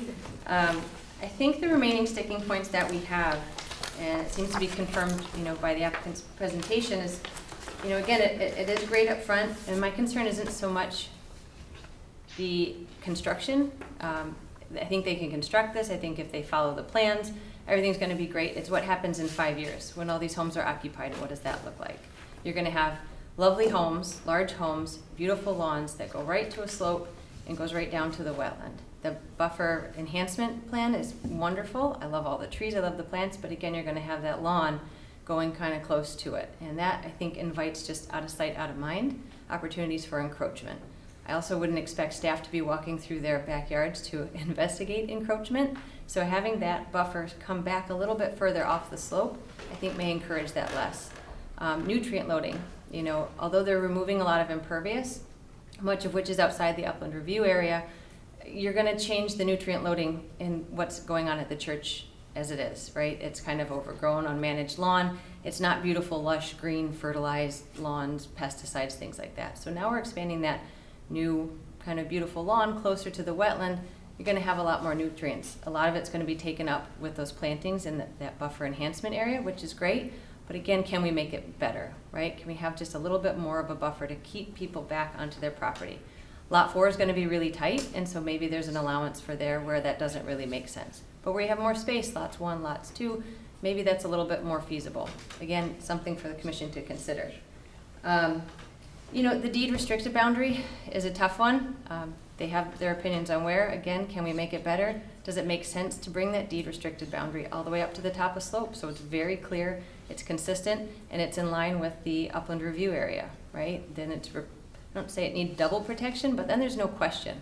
Well, where's the easement boundary? Well, where's the upland review area? Wait, no, I thought I could do this here, but not there, right? So just having one kind of consistent boundary near the top of the slope is something to consider. Wait, I'm sorry, I thought we heard that it was going to be at the top of the slope. Not the conservation restriction on the properties. No, it's The down. boundary, Yeah, it's boundary down enhancement. really by the water course. Yeah, the water courses. And then, so I believe, and correct me if I'm wrong, the deed restricted boundary is right down around here. Correct. Yep, and so what I'm suggesting is that you bring that deed restricted boundary closer to the top of slope. Since all this is protected anyway, you'd say, what's the harm? So again, something to consider. Well, we aren't talking about deed restriction, I hope we've killed that. We're talking about some form of a conservation, all right? Yes, deed restriction, conservation, there's 2 different, there's the open space and then there's the restrictions on each of the individual parcels. So Mhm. whatever that looks like, where's that boundary at on each of the individual parcels? And then, the enforcement ability, I believe that's been written into the language that's there. So there can be some action if violations are occurring. You'd still have the ability to take action, just in the wetlands and watercourses regulations, but is it also part of that deed restriction or conservation restriction? And then one thing that occurred to me as well while the applicant was talking, and I appreciate that they put together the invasive species management plan kind of template. If you have to go in and do this extensive invasive species removal and eradication, that's going to take some time, and you're going to probably be using some pesticides. And I don't believe it's something you can just do in one season and then take them out and then go ahead and start planting. And so I think we should maybe think about timing, because if you're waiting for that first buyer to buy the lot, they go in and then they start treating the invasives, then you have to wait even longer for when you can put those plantings in. Well, So their planting plan specified that they had to be cut to the ground over a period of 3 years, and when they had to go out and check them, and if they were coming up again, they had to, and it was a 3-year period, so there was no allowance for the use of pesticides. Right, but again, when you're trying to get rid of a Herbicides. really mature stand like that, when you cut all of the stems, you're gonna have all that sprouts up, right? So if you're not using pesticides or herbicides, you're gonna keep getting sprouts. You have a really big, heavy seed stock in there, so it's gonna keep coming up. So just thinking about the timing, does it make sense to maybe work on that kind of as a whole? So what is your recommendation? I mean, I think if you clear the invasives, then you're open to erosion, because then you don't have anything there, right? So they have to go hand in hand, but it's something that maybe in the condition of approval should consider the timing and how that works. And you have X number of years to do this, right? So it doesn't get put off. And, we're still trying to eradicate the invasives, Right. and we're 5 years down the road. What does that look like? But again, I don't think you could do an invasive species management without having that replacement planting. And if they're not willing to do that as part of the subdivision approval, and it has to go before, with each homeowner and each lot, I think that's something that needs to be considered. Mhm. But it's the homeowners who will also be doing the invasive management. Yep, but it just has to have some timing to it, right? Okay.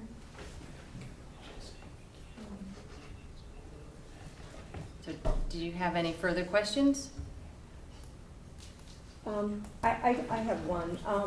So the enforcement provisions to the, there was something that you said that you recommended adding that had to do with, the use of herbicides, pesticides, and the ability to go in and take out dead and dying trees, how would you recommend the wording of that? I think it gets tricky because what one homeowner sees, another may not. What I may see, another homeowner may not. I've seen people who are like, look, I cleared it all out. It looks like a park. And it's like, oh, you just took away a lot of the habitat value, right? So I think you need some guidance without being overly prescriptive, right? And perhaps it's just, if you plan to do activities in this area, it should come before EPC or at least before town staff, right? Not to make more work for staff, but I don't know that you can trust in this sensitive area every homeowner to treat it as it should be, or as you would. Dead trees, dead trees often provide a lot of ecological value in such a sensitive area. And if it's not a threat to life or property, right? Is there harm really leaving it there? There's no trail, there's no, real access or anything. It's just if it's there, then maybe it's providing more habitat value. But if it's something the homeowner's concerned about, they can certainly come to the town and have that discussion. Okay.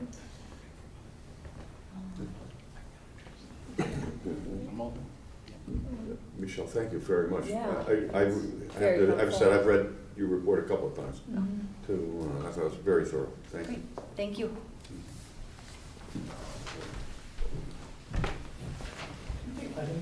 You want to take 5 minutes? Okay, we're going to take 5 minutes and then we'll open it up to the public. Okay?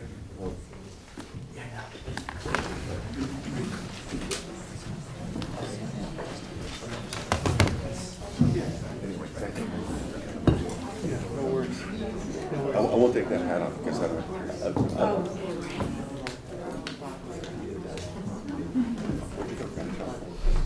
No, I went to all these Doc in the Box. No, Just the front? I actually hit my skull. Are you gonna have a visible scar? Boom. I heard the thump.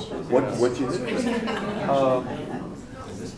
A really big jagged piece of structural steel. It was the bottom of, it was the Did it like corner. knock you out? It was a corner, it was a rusty, I got 2 tetanus shots. I got one here and they gave me one here. They wanted to make sure you got in there. Did you go to the emergency room or urgent care? No, I went to, my children belong to Newfield Swim Club. Yeah. So my wife was saying, I was like, okay, well, they just opened urgent care in Good Wives. Yes, they did. Yeah. And so I said, I can't go to the Tully Center because he's not working there. Right. Oh, you work at It's too far. No, I don't work, I volunteer. Oh, But I would have seen him, and I would report it back to everybody. So, long story, HIPAA doesn't apply. HIPAA, oh, HIPAA doesn't.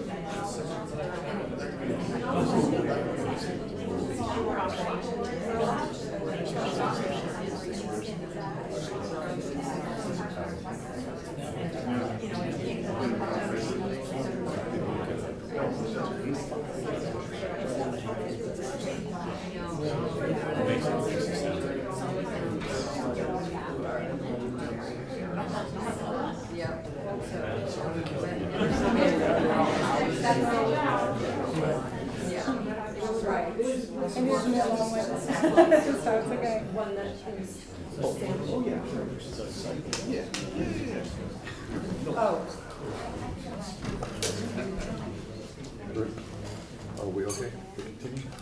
All right, get back on the record here. Thank you. I'm going to open it up to the members of the public. If there's a member of the public that would like to speak, I'd love to hear from you. Okay. When you get up there, please identify yourself and your street address. Excuse me.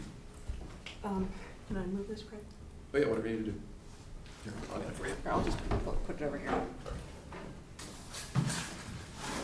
Sorry, too much in my hands. Hi, good evening. I'm Amy Zaptakis. I'm an attorney with Rucci Law Group. I'm here on behalf of the owners of 476, 480, and 488 Middle Mansfield, all across the street from the subject property. So I obviously have been... I'm sorry, yes. Amy. Across the street, you're referring to across Mansfield? Across Mansfield, yes, correct. Yeah, here we go. So one of the things that I didn't hear in tonight's discussion was why is this conservation easement being put forward? The why is, and staff did touch on this a little bit, within the conservation easement, you can be relieved of certain items in the zoning regulations because you have done a conservation easement, things like setbacks, etc. But in this case, the why is so that they can get 4 lots. The conventional 4-lot subdivision that's was not shown this evening, but is in the materials. It includes a lot that this commission would never allow to be developed, to my knowledge. It involves crossing over the Stony Brook River. Now, it is true that there are situations where wetlands crossings are required to be allowed so that someone can develop an existing lot. But that's an existing lot, and you can't take away someone's right to develop their lot. In this case, we're developing new lots. And all of the discussion about how what we're doing here is better than what's there now, I agree 100% with all of that. But the reality is, anything that happens on this parcel, any development on this parcel, is going to have to come before you because of the wetlands and the significant value of this property. Anything that is done on this property is going to be better than what's there now. So that isn't the reason to grant this conservation subdivision. I think as far as this commission, you need to decide that allowing 4 lots here is better than the alternative, which is most likely 3 lots. is enough being done here to justify allowing a fourth lot in this subdivision? And frankly, I'm not even sure that the regulations would allow an extra lot.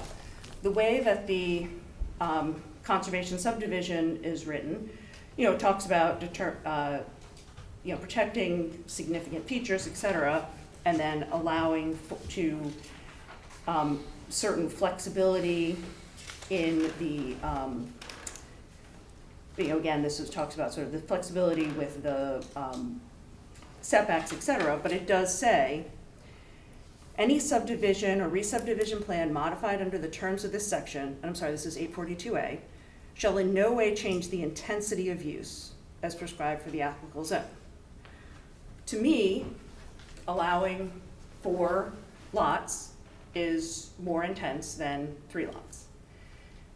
So I think that, again, all of the discussion that was had tonight about the conservation area, et cetera, we're not talking about areas that are likely to be developed in a 3-lot subdivision. They're not likely to be developed if there was, 1 building here. What was done in the past on this lot, well, that was before these regulations all existed. So it's not really an apples to apples comparison.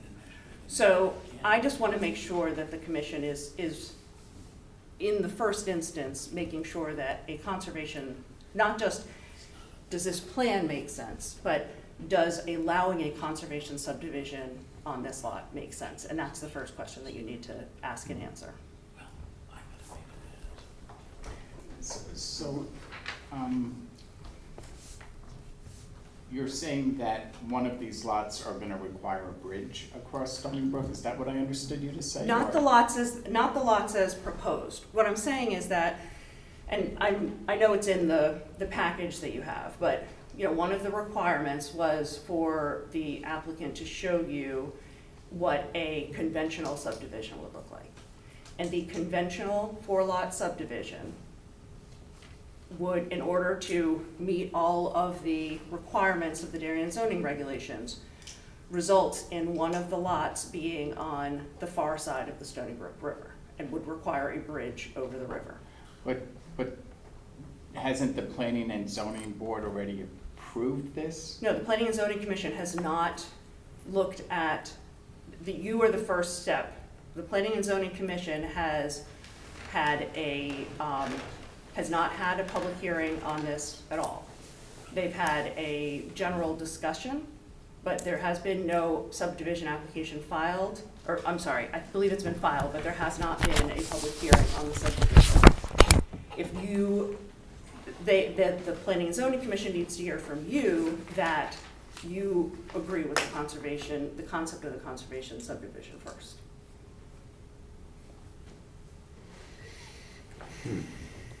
Rick, didn't we get a letter from Jeremy? Mm-hmm. And I was at that meeting. I was actually not there for this matter. I was there for another matter. And it was not a public hearing. It was here's sort of generally what we're thinking of to make sure that the commission was generally in favor. And the commission said, yes, this is better than putting a bridge over the Stony Brook River. But that, again, that presupposes that this commission would approve development of a lot that required a bridge over the Stony Brook River, and creation of a lot that requires a bridge over the Stony Brook River. Would you be prepared, Amy, to, and I know you submitted a letter to this commission, but in more legal terms, provide us with an opinion letter to this effect so that we can more heavily weigh the words that you're saying here before us? Sure, if you'd like something in more detail, absolutely, I could do that. Because the way I might see it at this point is, I personally, and I'm talking only myself, I would be opposed to putting a bridge over the Stony Brook River to begin with. The intensity, I think that's a little subjective in a way. I mean, we have 4 families, right? Families could be anywhere from 2 people to 6 people. But here we have a church which, I haven't been in the inside of it, but I'd assume hundreds of people could be in the church, although it's not a church that would be going 24 hours like a household might. So I'm not sure I understand the intensity argument per se, because churches can be used for other purposes than just attending worship one day a week. But I guess you're not comparing the intensity to the church that's there now. You're looking at the other alternatives. So the conventional subdivision is a 4-lot with a bridge across the Stony Brook River. A subdivision that would work without crossing the Stony Brook River, but would be compliant with the town zoning regulations, would be a 3-lot subdivision. And that's where I need a little bit more to get my mind around it. Okay. I think that was discussed also in the staff report and in the peer review as well. But certainly I'd be happy to provide you with something with more detail on that. Good. Okay. Any other questions? No? Thank you. Is there another member? Oh, please.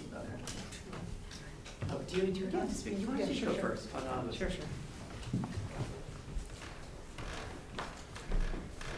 Good evening. Elizabeth Mathis, Executive Director of the Darien Land Trust, and I am appreciative of this moment to talk. I would like to start with saying that we are appreciative to the Missionary Society of the Diocese of Connecticut and the team of experts and legal counsel for adopting strengthening the language, the conservation language in the easement and the deed restricted instruments. This is a great moment for our town to reflect on and really hold our standards higher for Darien and potentially future subdivisions in the future. So this is great, thank you. We still have some reservations about the grantee, which I understand your position.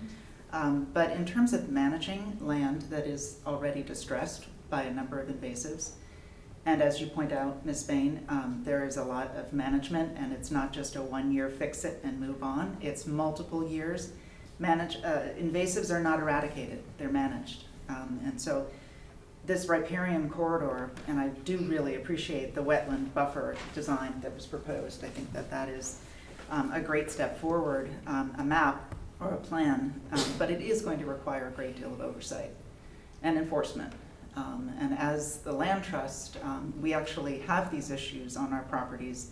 We are working with ways to manage these invasives, and using true natives is a great step forward, but it is not something that an average homeowner could do. And I do think that we have a staff issue, both within EPC and PNC, as to how you go about managing that, and whether it's a conservation commission as well.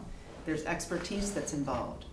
There's follow-through, and there's management. So that's where we feel the Darien Land Trust really represents the highest and best standard of management oversight for the open spaces, and whether we call them deed restricted or conservation easement land, that we could really serve that purpose the best. And this is a sensitive wetland area and a riparian barrier, so that, as a town, we should be concerned with trying to preserve that land. I also worry about the time that it's going to take to get us to a homeowner that's then eradicating the invasives and going about their planting plan. The years that have been involved here in the degradation of this property from when the church decided to go and put this on the market have really led to a very entrenched invasive situation. And if this is going to go on for a number of more years, you've got neighbors who are going to be impacted by further spread of the invasives and then downstream. So I don't know as if there's any consideration for trying to abate the situation now and then figure out how you can hand that potential homeowner a situation maybe that's in better shape, that you're managing somehow the invasives and disposal of the seed crops that continue to happen over and over again. Very impressed with Ms. Ford and her assessment of some of the concerns. We also agree with the extension of that conservation easement to be over that buffer zone. It just makes sense. So then you can actually have people to preserve it and maintain it.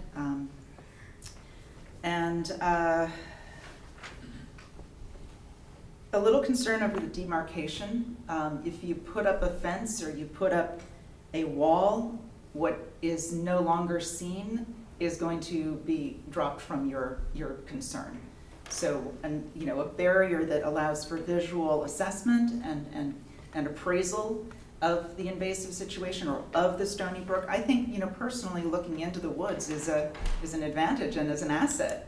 So throwing up a wall in that back may be an issue, not only for wildlife transfer across the property, but also just out of sight, out of mind. So basically, I just appreciate the chance to increase the environmental value, protect the assets that we have on the land here, and I'm trying to stay in my lane as the Darien Land Trust. So thank you. Thank you. Thank you, Elizabeth.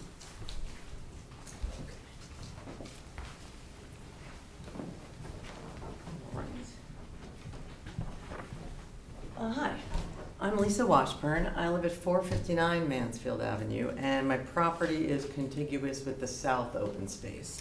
Could you, I'm sorry, point on the map to where your property is? I'm in this house here, and I also own this open space number 1 on the map as well. So I have about, I guess it's 3.5 acres all in here. Thank you, that's really helpful. Yeah, Thank you. sure. And really, I mean, my biggest concern, and I'm not a botanist or an environmental scientist whatsoever, but all I can tell you is the amount of wildlife in this area is actually unbelievable. So it's not just, I know we're talking a lot about plants and all of that, but the animals and that are active back there are mind-blowing, honestly. I feel like I'm in a different state when I'm back there compared to a lot of other places, even the rest of town. So we have bobcats. I've seen bobcats on multiple occasions. My kids were young at the time when we first saw them, and we called the animal control, and they said, "Wow, you're so lucky to see these bobcats." So obviously it's not super common, but I showed him pictures and video. He's like, "Oh, those are 2 teenage bobcats." So they've been kicked out of their den because once they get too big, they need to form another den. So that means there's more than one den of bobcats back there. So the bobcats are active. Coyotes, you can't imagine, there's a huge coyote den, probably multiple back there, and at night they're howling when there's a kill and all that. I have video I could show you and have you listen to. It's unbelievable. I've used the Merlin Bird app to identify 17 different species of birds. So we have red-tailed hawk, tufted titmouse, woodpeckers of 3 different kinds. We have red-bellied woodpecker, downy woodpecker, let's see, white-throated sparrow, robins, cardinals, blue jays, house finch, black-capped chickadees, downy woodpeckers, gray catbirds, mourning doves, Carolina wren, and common ravens. Those are just some of the 17 that I've noted in this app. So it's a true cacophony back there. It's really striking and noticeable, and I just felt strongly that it ought to be preserved. And I was alarmed, I think the chairman was also concerned when he saw what could go on in those deeds restricted areas in that first draft. I was shocked because I figured that deed restricted area seemed to cover right where the Stony Brook was, which would be the worst possible place for these activities to be going on. So I'm very glad that that the church and its representatives have decided to sort of scale that back and really limit that area. I think in whatever way we can limit it further. Some of Michelle's proposals to push the buffer back. I mean, I don't know who we're offending, 3 or 4 lot owners that might come down the pike that aren't even Darien residents today versus, a key tributary in our entire system that starts from Waveney Park and probably farther all the way through our town, through Half Mile, through many areas of open space. I don't know if it's possible at all, but maybe the Stony Brook area could be just designated as open space with severe restrictions, and then maybe the lots just stop there. That's I don't know if it's way too past past time to even think about how the lots might be set up. But I'd be a strong supporter of any sort of conservation impact that we can have. And as a commission, I would seek your support in doing that for us, for our town. All right, thank you. Thank you. Is there another member of the public that would like to speak? No? Craig? Thank you. So I'll stay off the bat. I do want to provide some rebuttal tonight while it's fresh in our minds. I'll get through that in a moment. But we also would be comfortable with an extension to August 5th. I can grant that verbally tonight, give you the extension of time you need to conclude this on August 5th. I'll get the email out to you shortly. Just so we can make sure that some of the questions tonight, we have clarity on specifically what our responses are. But in terms of rebuttal, we heard from Michelle Wong of EcoMaps. I think my takeaway there was, of course, her belief that this is a great plan. And I think that is important for the record to note. And I understand, as someone that sat on this board for 7 years, as just a general person that cares about land development, that there's always this desire to say, oh, it's a great plan, but it could be better, but it could be better. Unfortunately, you are not the but it could be better board. In this application that we filed, you are an inland wetlands and watercourses agency. And you have regulations, and those regulations have enabling state statute. And those regulations and enabling state statute have been tested in the courts, and there is case law. And the result of all three is very clear. You are reviewing proposed activities to see if those activities are likely to have an adverse impact on a specific wetland or watercourse. We have met that test. I think we have blown that test out of the water. We get an A+ on that test. If you follow the it could be better to its conclusion, we should just put everything in open space that comes before you, right? And get rid of all development. But there's a balance. That's how these regulations are created. So we appreciate the recognition that it's a good plan, but ask you to review your criteria for decision, which I've submitted a document on that, and I'll review during my closing statement on August 5th. In terms of how you need to look at this. Now again, I talked about the two hats that you wear, right? There's the application filed before you, the one that you need to decide on a resolution. And then there's your role as the Conservation Commission, which gives you a little more latitude to make recommendations to the Planning and Zoning Commission. You could recommend, for instance, that you be the grantee on the instrument that protects the conservation easement. You could recommend to them that there should be more conservation easement. You have a little more latitude in what you might recommend to Planning and Zoning versus how you look at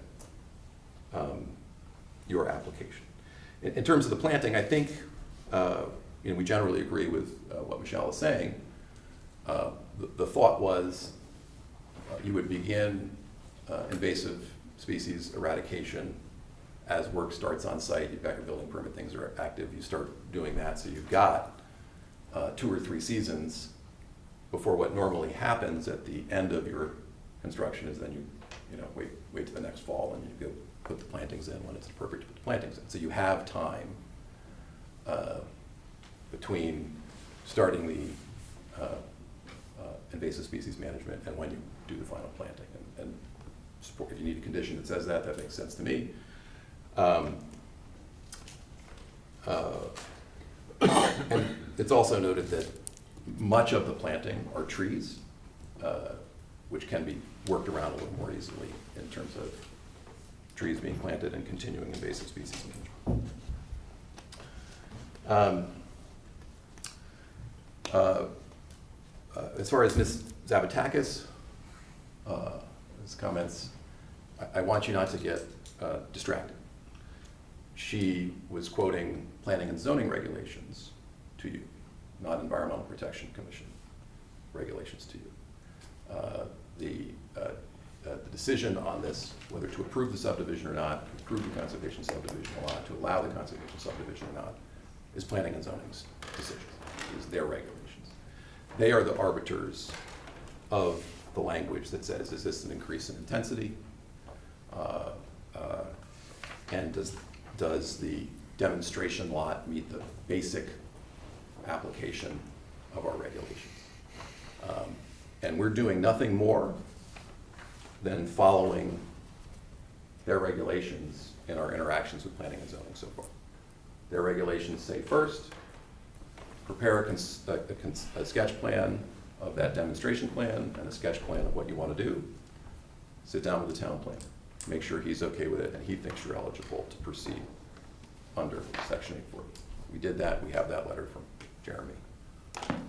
Then it says number 2, go to the Planning and Zoning Commission on an informal basis and review that sketch plan and the concept with them. We did that in December. Informal, so it's non-binding. It's allowed as part of the process. We presented to them, gave them our idea. They said, that's a better plan. Period. That's a better plan. That makes sense. You are eligible to apply under Section 840. Please bring forward a final application, which we did. Now, there was some discussion when we had the wetlands flagged on the west side of the brook that maybe that would change planning and zoning's opinion and eligibility under Section 840. So we went back to them again last week with the new wetlands and said, you told us in December that you thought this was a good idea. Do you still think this is a good idea? Because here's more information. And they said, we still think this is a good idea. 5-0, please continue with your application. And that's the memo that's in your file. Again, the Wetlands Agency does not approve or deny subdivisions. That's planning and zoning's job. The Wetlands Agency looks at regulated activities and their potential activity at the impact on wetlands. So to that end, if you find that there is a specific adverse impact, you can say, hey, there's an adverse impact here. Are there any alternatives that would minimize that adverse impact or eliminate that adverse impact? And you can ask for alternatives to review.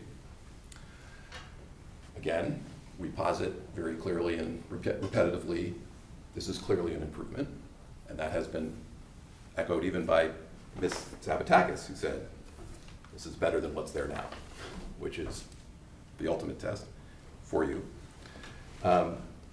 Even though we think that the legal threshold of requiring an alternative analysis hasn't been met, we provided one anyway, because there was this question over 4 lots or 3 lots. So we submitted a 3-lot plan to you, it's in your record. And we submitted an evaluation of that 3-lot plan to you, it's in your record.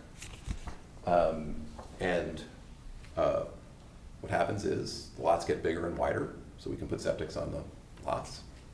So we don't extend the sewer. Doesn't make sense to extend the sewer for 3 lots, and we got plenty of room to put it on the bigger lots. So you don't get sewers instead of septic. You also don't really change the development envelope. It's still the same area that gets developed and has activity, so there's no real change in what's happening in the upland. But more notably, EcoMaps also reviewed all our alternatives analysis in their last review and said the review of the alternative supports the conclusion that the proposed 4-lot conservation subdivision can provide substantially greater long-term wetland and watercourse protection than the 3-lot conventional alternative. And the alternatives analysis requirement of section 7.5F, and now that's your regulations, has been satisfied, in her opinion. So we've addressed the why very specifically in the record. To get to exactly what we're asking P&Z for, to be clear, normally these 3 lots would have to be 200 feet wide, and we're asking them to be 140 feet wide. Normally they'd have 35-foot side yard setbacks.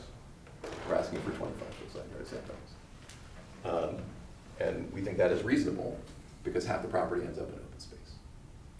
And this plan is a better plan than the three-lot conventional plan as determined by us and peer review. And we think that's fine. If you look across the street, these 6 lots are 90 to 100 feet wide. And they're all less than 2 acres. So we don't think that is at all a disturbance or intensification to the neighborhood. And you did pick up on the term intensity. It doesn't say number of lots in that zoning regulation. It says intensity. There is an approved and grandfathered special permit use here for a church. And we have 2 residences. So we have a church and 2 residences. I would argue that that's a 4-lot subdivision of single-family lots on 2+ acres is less intense than what's there today and allowed in the zone.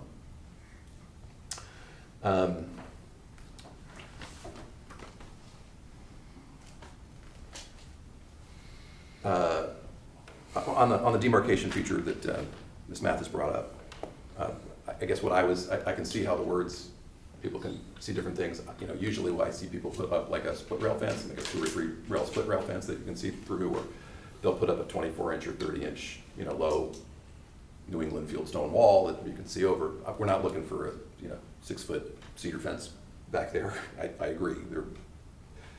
And very specifically, passive enjoyment of the resource is an as-of-right activity. And we don't want to encourage a regulatory regime that discourages passive enjoyment of the resource. It's one of the reasons we placed the limit of the conservation easement at the river and not at the top of slope. One, because of all precedent I shared with you, what you've always done. But also, maybe someone wants to put a little 10 by 10 little permeable paper patio down by the river and go have coffee down there and listen to the river. And they want the ability in the future Well, they'd have to apply. Yes, 100%. Okay. They have the legal right to apply. Yes, and that would undergo review, and yes. so, I'm not trying to codify it or get approval for it tonight. Don't worry. I just want these property owners to have the same rights as any property owner that has wetlands or outland review area on their property has. That's it. You still have full authority over this space. That's the other thing. So Craig, what's this about? Okay, I've listened to this for 5 minutes where you've recounted what you believe to be our responsibility. I've been chairman of this thing for, call it 10 years. Okay, and so this is the second person that's given me a lecture as to my responsibilities. Okay, I'm not sure I'm if somebody else feels like giving me a lecture, please feel free to, but you'll have to appreciate my response. Okay, so I think we know our responsibilities. Okay, you have some pretty seasoned commissioners here. So I don't think we need to be told, okay, what our responsibilities are, where they are, where they end. Okay, so I don't don't pound that out. Okay, I will trust your judgment of understanding where they start and where they end. Okay, so as to the 4-lot subdivision, I believe that's planning and zoning that has to come up with that. Okay, I believe that's planning and zoning. That's a planning and zoning issue. That's Jeremy and Steve Mulvaney, and let them opine. Okay, what does affect us is, and we are legally responsible. The state statute gives us legal responsibility for, is to make sure that there are no long-term effects on the wetlands and watercourses. And that gives us the legal right to determine what goes on in the upland review area, because that does affect it. And so with that, we exercise our judgment. Okay, I happen to think this is a great plan. Okay, and Ms. Ford said so, and she's got more letters in her degrees than you and I and probably several other people put together. Okay, but and so I trust her judgment as an independent reviewer here. So do I think there's some issues that have to be worked out? Yes. Yes, and there's wordage, and that's why Wilder's here, and he's better at the verbiage than I am. But that has to be worked out. But let's push this on, because Yeah, we will have take- we have a very full Yeah. agenda, and this is only the second item. So we will take the next week, and we'll try to clarify the remaining questions, and if we can strengthen the verbiage and our application, we will do so. I think the deadline would be to try to get this to you by the end of the day, Wednesday, so that information can be considered at your next hearing on August 5th, and I hereby grant, on behalf of the applicant, an extension for you to consider this at your next hearing. Okay. Wait, Craig, does it have to be in next week or 2 weeks from now? It's, well, I think, I mean, Our next meeting's the more time you want to August give us, the 5th. better. You usually ask for stuff 2 weeks ahead of time. If you can give us any latitude on that, obviously, we'd appreciate it. You're in the office tomorrow? You're in the office tomorrow, right? So you guys can talk tomorrow, we can move on to the next application, right? And as far as the other information that you may consider, I mean, and to evaluate the application, is there any specifics that, I mean, Craig probably has a fairly decent idea of what the questions and concerns were, and we would have to formulate that and put it into I guess my thought is, because I do see this as a corridor, and it does have connectivity with some other land. I don't want to beat this, too much. But I do wonder why we don't have an extended open space along the corridor of the river. Okay, these are questions for us to answer, so That's it. I'm listening to the question. Yeah. Okay. I think if we're going to answer that Please question, come to the microphone so the I would public can hear you. appreciate it that we have a deadline of 2 weeks from today to submit that response, rather than a week. Is the commission comfortable with that? I'm going to speak for myself. I'd be comfortable with it. So to you're answer that question. Okay, today's I the speak for 15th. myself. So we're saying the 29th. Wednesday, the 29th. 29th, yeah. And then the meeting's on the 5th. And the meeting's on the 5th. Correct. Are you comfortable with that? I mean, it's just gonna be a straight up response, but tomorrow or Monday, I think I should try to. We'll try and do it Yeah. before then. Do it as quick as possible. But as a deadline, But okay, yeah, yeah. This would push okay. another month. The 29th, yeah, Give us the opportunity to give you Yeah. a solid, clear response. fine, I just think a week is a little tight to get yeah, the answers. fair enough, Thanks, sir. fair enough. Okay, Any other specific questions for us to consider? Oh, just in the language, just, and it may be in there, just to ensure that, that there's not, that any activity within the restricted areas have to come before this office, so people aren't, We'll taking make sure that's trees down. clear. Pardon? If it's not already clear, we'll make sure it's clear. Yeah. yeah. Okay, so we need a motion to continue. Continue. I make a motion to continue the public hearing for EPC 16-2026, 471 Mansfield Avenue, Missionary Society of Connecticut Incorporated, AKA the Episcopal Church in Connecticut, the Common. I second that motion. All in favor? So it's 3, 0, and 1 extension. Okay, great. Thank you, Craig. You are welcome, sir. We'll see you next time. Yep, see you. Thank you very much. Okay, moving on. We've got new business as EPC 25-2026, PL 26-99, 660 Hollow Tree Ridge Road, C Condon, to demolish an existing in-ground pool, patio, pool house, and other related features, grade and stabilize soils approximate to the wetlands and watercourses. Property lies along the south side of Hollow Tree Ridge Road, approximately 1,200 feet west of Oxridge Lane, and is identified as map number 7, lot number 51-1. Zone is R2 and is approximately 7.63 acres.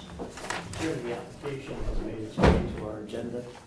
To acknowledge its receipt, start the statutory time clock and to solicit any initial comments you may have on this application. It's also to establish that I believe that a public hearing is necessary. The important thing to note about this application is part of a much bigger development proposal that will be proposed for this property in the coming months.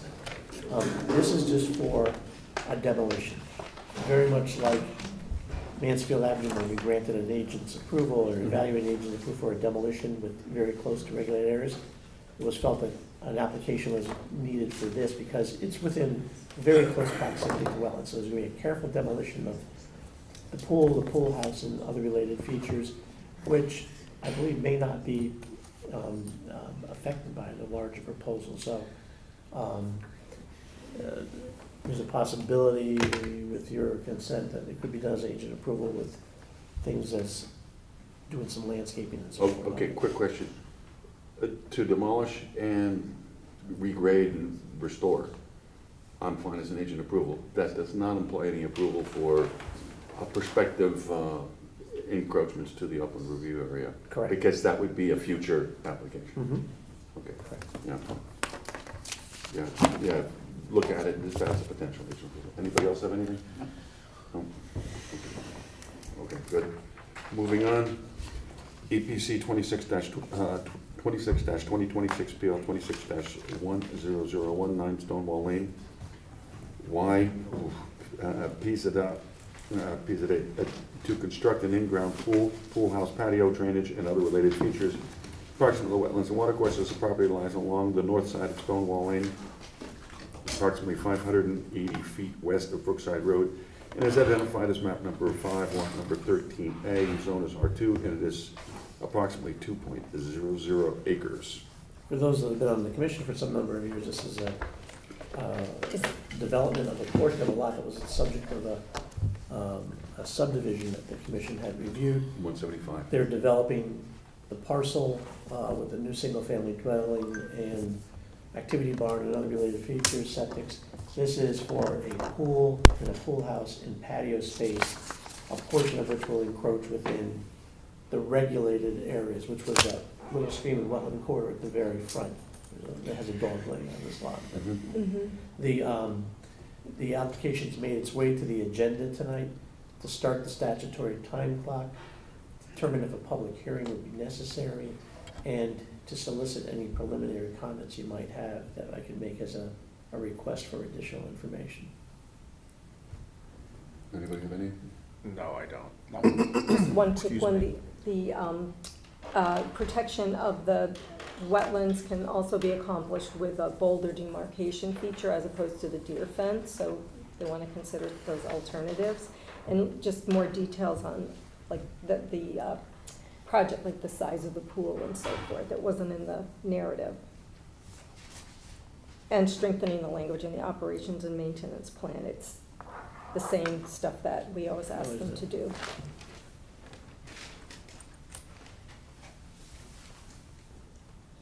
You okay? Yeah. Oh, Yep. Okay. That's all I have, yeah. Okay.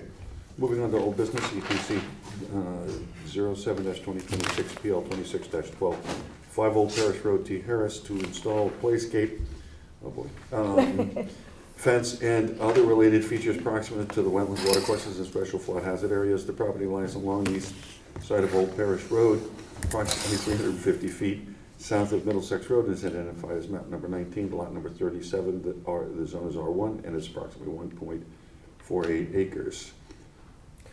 Mr. Chairman, the application was vetted at, starting in February of this year, with the subsequent meetings in April and June, in which the details of the proposal had been submitted and discussed. Upon the completion of the testimony, and again, this was for a playscape proximate to a special flood hazard area, wetlands and watercourses, important issues such as drainage and water quality and the viability of alternatives resulted in a proposal that resulted in the commission directing me to formulate a a resolution for consideration at this month's meeting. So I drafted the resolution. I have received a few minor modifications that we can implement from Ms. Bain, and I'll let you discuss. So, Commission members have received a copy of the resolution. Any questions or comments besides? No, it was just typos. No. It wasn't Yes. anything substantive. No. No? No? Okay, I have a motion. Yep, I make a Motion. motion to, it's too late. I make a motion to approve EPC 07-2026, 5 Old Parish Road. Second that. All in favor? Thank you. Moving on, EPC 08-2026, PL 26-14, 53 Norotan Avenue, A. Goldschall and D. Goldschall to construct residential additions, hardscape, and other related features proximate to wetlands and watercourses. Property lies along the west side of Norotan Avenue, approximately 150 feet north of Casement Street, and is identified as map number 43, lot 32. The zone is R1/3, and it is approximately 0.23 acres. So Chairman, the application made its way to the agenda tonight for discussion purposes. I prepared an agenda summary report.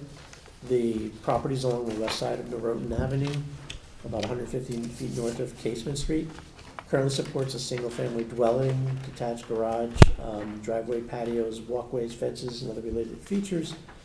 It's served by sanitary sewers and public water. The property is characterized by the presence of gently to moderately sloping developed lands and a field of small to moderate sized trees. The application is before the EPC because portions of the property lie within 100 feet of Stony Brook. There are no wetland soils on the property itself, and the property is not within the 100-year floodplain. The applicant is proposing to construct a 2.5-story residential addition, patios, an expanded drive, and install drainage. Will necessitate the removal of some vegetation, some minor regrading, and the installation of subsurface drainage systems to mitigate development impacts. Just for the record, that the creation of the, let's call it a circular driveway, will necessitate the involvement of the Department of Public Works at some point for permitting for street opening or street use permit. Curb cuts, right? Yep. Given the nature of the project, the applicant's required to demonstrate that it has minimized encroachments upon the regulated areas, utilized measures to preserve and enhance water quality, address potential drainage impacts, and that they provided measures to mitigate for unavoidable impacts or to improve the overall conservation values of the regulated areas and property. I can report that they did do us a very detailed site development plan. The encroachments are no less than 53 feet to the watercourse, which happens to be on the adjoining property, in space that's currently maintained as manicured lawn or planting beds. The existing garage, detached garage, stands between where the development activities are will be occurring and the watercourse itself. Now, as I read the map, is that garage partially on the, I think there's, partially on the other neighbor's property? I think it just As is right. none of my It's business, on the but it's. property line. I think it's right on the boundary. Yeah. It says, I don't know, it was funny, it just looked strange, but okay. So that's, It's- grandfathered in along. the roof on part of it encroaches Yeah. at 0.6 feet onto a neighbor's property. Right. Okay. So the grade change was relatively no. Again, the impacts are not direct on the wetlands and watercourses, but it is reported that about 2,000 square feet of the upland review area on this property will be temporarily or permanently affected by the development. The project engineer did an extensive drainage impact analysis and water quality analysis and a design plan to mitigate impacts. It involves, they evaluated what the where curly drains to. They've given the increase in imperviousness. They have sought to mitigate the impact by creating and managing post-construction watersheds and adding structured drainage. And you'll note on the plan, there's a three structured drainage systems. The first to the east will mitigate the impacts associated generally with the driveway improvements. To the west has to do with the improvements associated with the addition. There's a separate drainage system that's dedicated to footing drains. Okay, because last time I looked at the house, there were gutters, but no lead. I don't know if there was no gutters or no leads for the gutters, but the water just came down. So we're going to put gutters on the house and lead them into Coltex? There'll be ways of managing, of collecting that stormwater, I believe with gutters, and then. Do we have the engineer here? Yes. Okay. Last time, but they'll be. You don't need to answer that, he can. Yeah. Thank you. But they will be collecting at least from the new portion of the property. This is collected, the driveway portion, in catch basins that goes to this system. Mm-hmm. The dwelling, new portions of the dwelling to the system to the west, and then the footing drains to the other one. Okay. With that, the applicant or project engineer has demonstrated for the design storms that there'll be no increases in runoff to affecting drainage or adjoining properties. So that's been summarized. The basic operations and management plan is provided. They did extensive testing for design feasibility of the systems that have been proposed. And they have secured the endorsement of this plan by our town's peer reviewer for engineering matters. Water quality is further addressed with the erosion control plan, fitting the structured drainage components with deep sumps and bell traps, and they are using infiltration to cool and filter stormwater. There's a very basic planting mitigation plan that was proposed.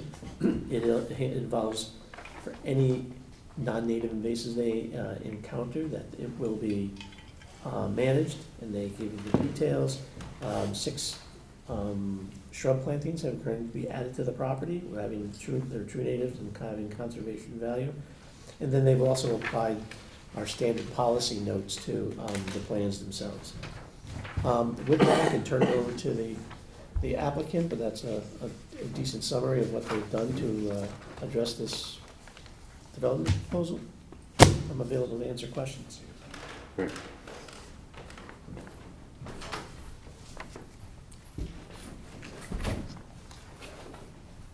Good evening, everybody. Arpita Michal for the applicant. I'm the designer on the project. I think Rick gave a very good summary. In designing the project, we, with the clients from early on, made sure that we were not trying to get closer to Stony Brook in any which way. And thankfully, they have a very nice lot. We've also not maximized what we can build on the site. We are still, at 17.5% coverage.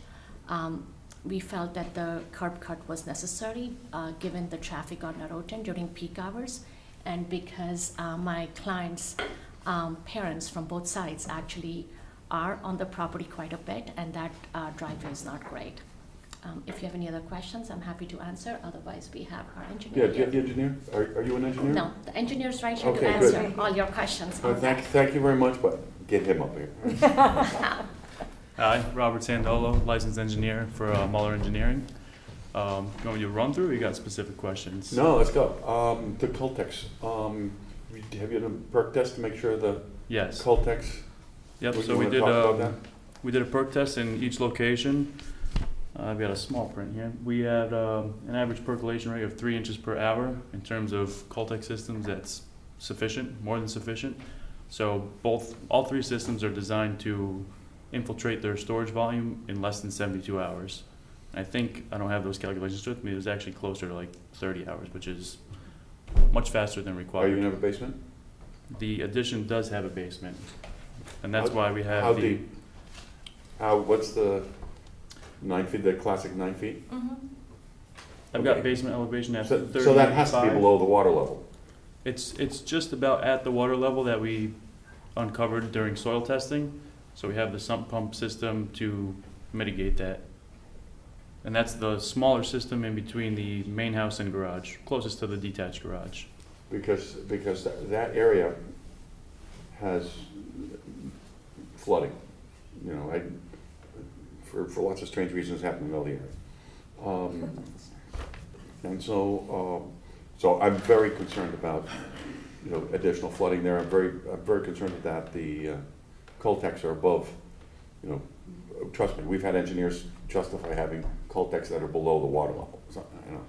And so I just want to make sure that's the case here. Yeah, You're on absolutely. the record as stating that, okay? I can assure you, we've done the soil testing, we've established the high groundwater table.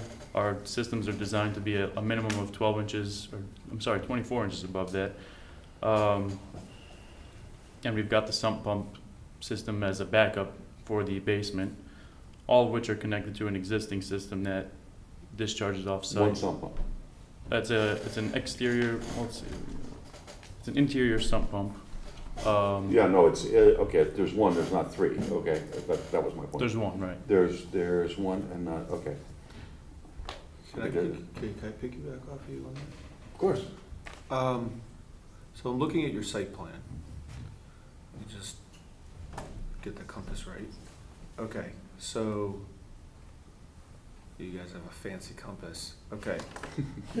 I'm trying to read the letters. It's killing me. North is right on the page. North is to the right, yes, okay. So, so you have Coltex to the east and to the west that are catching the gutters. And then, as you mentioned, you have Coltex that are between the east drainage gutters and the garage. Correct. Are you, so, I'd love to ask, I might even ask Mr. Devanzo this question. Is there a correlation to a flood zone having wet soils? So if I'm just a farmer and I know that a tract of my land is zoned a flood zone, would it be my expectation that I dig a reasonable depth and find wet soils? Sure. So 2 points. Well, first point of clarification, we're in the X zone, which is the 0.2% or 500-year flood zone. So it's not an AE zone. It's not a special hazard zone. And to answer the first question. No, I know that, but I wanted Right. an answer to that. That's my question, because it's going to lead to another thing. Okay, so to answer the first part of your question. Answer that question. To answer the first part of your question, not necessarily. So flooding is intermittent. So you have a surge of stormwater and you have a temporary flood. That doesn't necessarily equate to an increase in groundwater. There might be some lag after a large storm event and after a flood. You might see a lag some days, some hours, or some days afterward in a groundwater surge. But nonetheless, our soil testing has revealed the high groundwater table. So when we dig test pits, we're looking for the seasonal high groundwater table, or the historic high groundwater table. What was the depth that you found? You're gonna like this. What was I'm gonna go really quick. What was the depth that you found water when you perk tested? Where you're putting the drainage for the sump pump? So the test hole in the rear yard, which is up on the page, was 36 inches, 3 feet below existing grade. Was 36 inches, and what's the bottom of the Coltec for that sump pump? Your 36 inches is water. What's the bottom of the Coltec? The bottom of the Coltec is 38, 2 feet above groundwater. I'm sorry, I thought you said groundwater was at 36 inches. Yeah, I see 2 inches of water. Sorry, I'm sorry. Yeah, but by that I got 2 inches of water automatically. Okay, and then the next question is, what's the bottom of the Coltex to the east where the drainage is? Do you have a larger print of it? I'm looking at this Right. like small print. Right. There we go.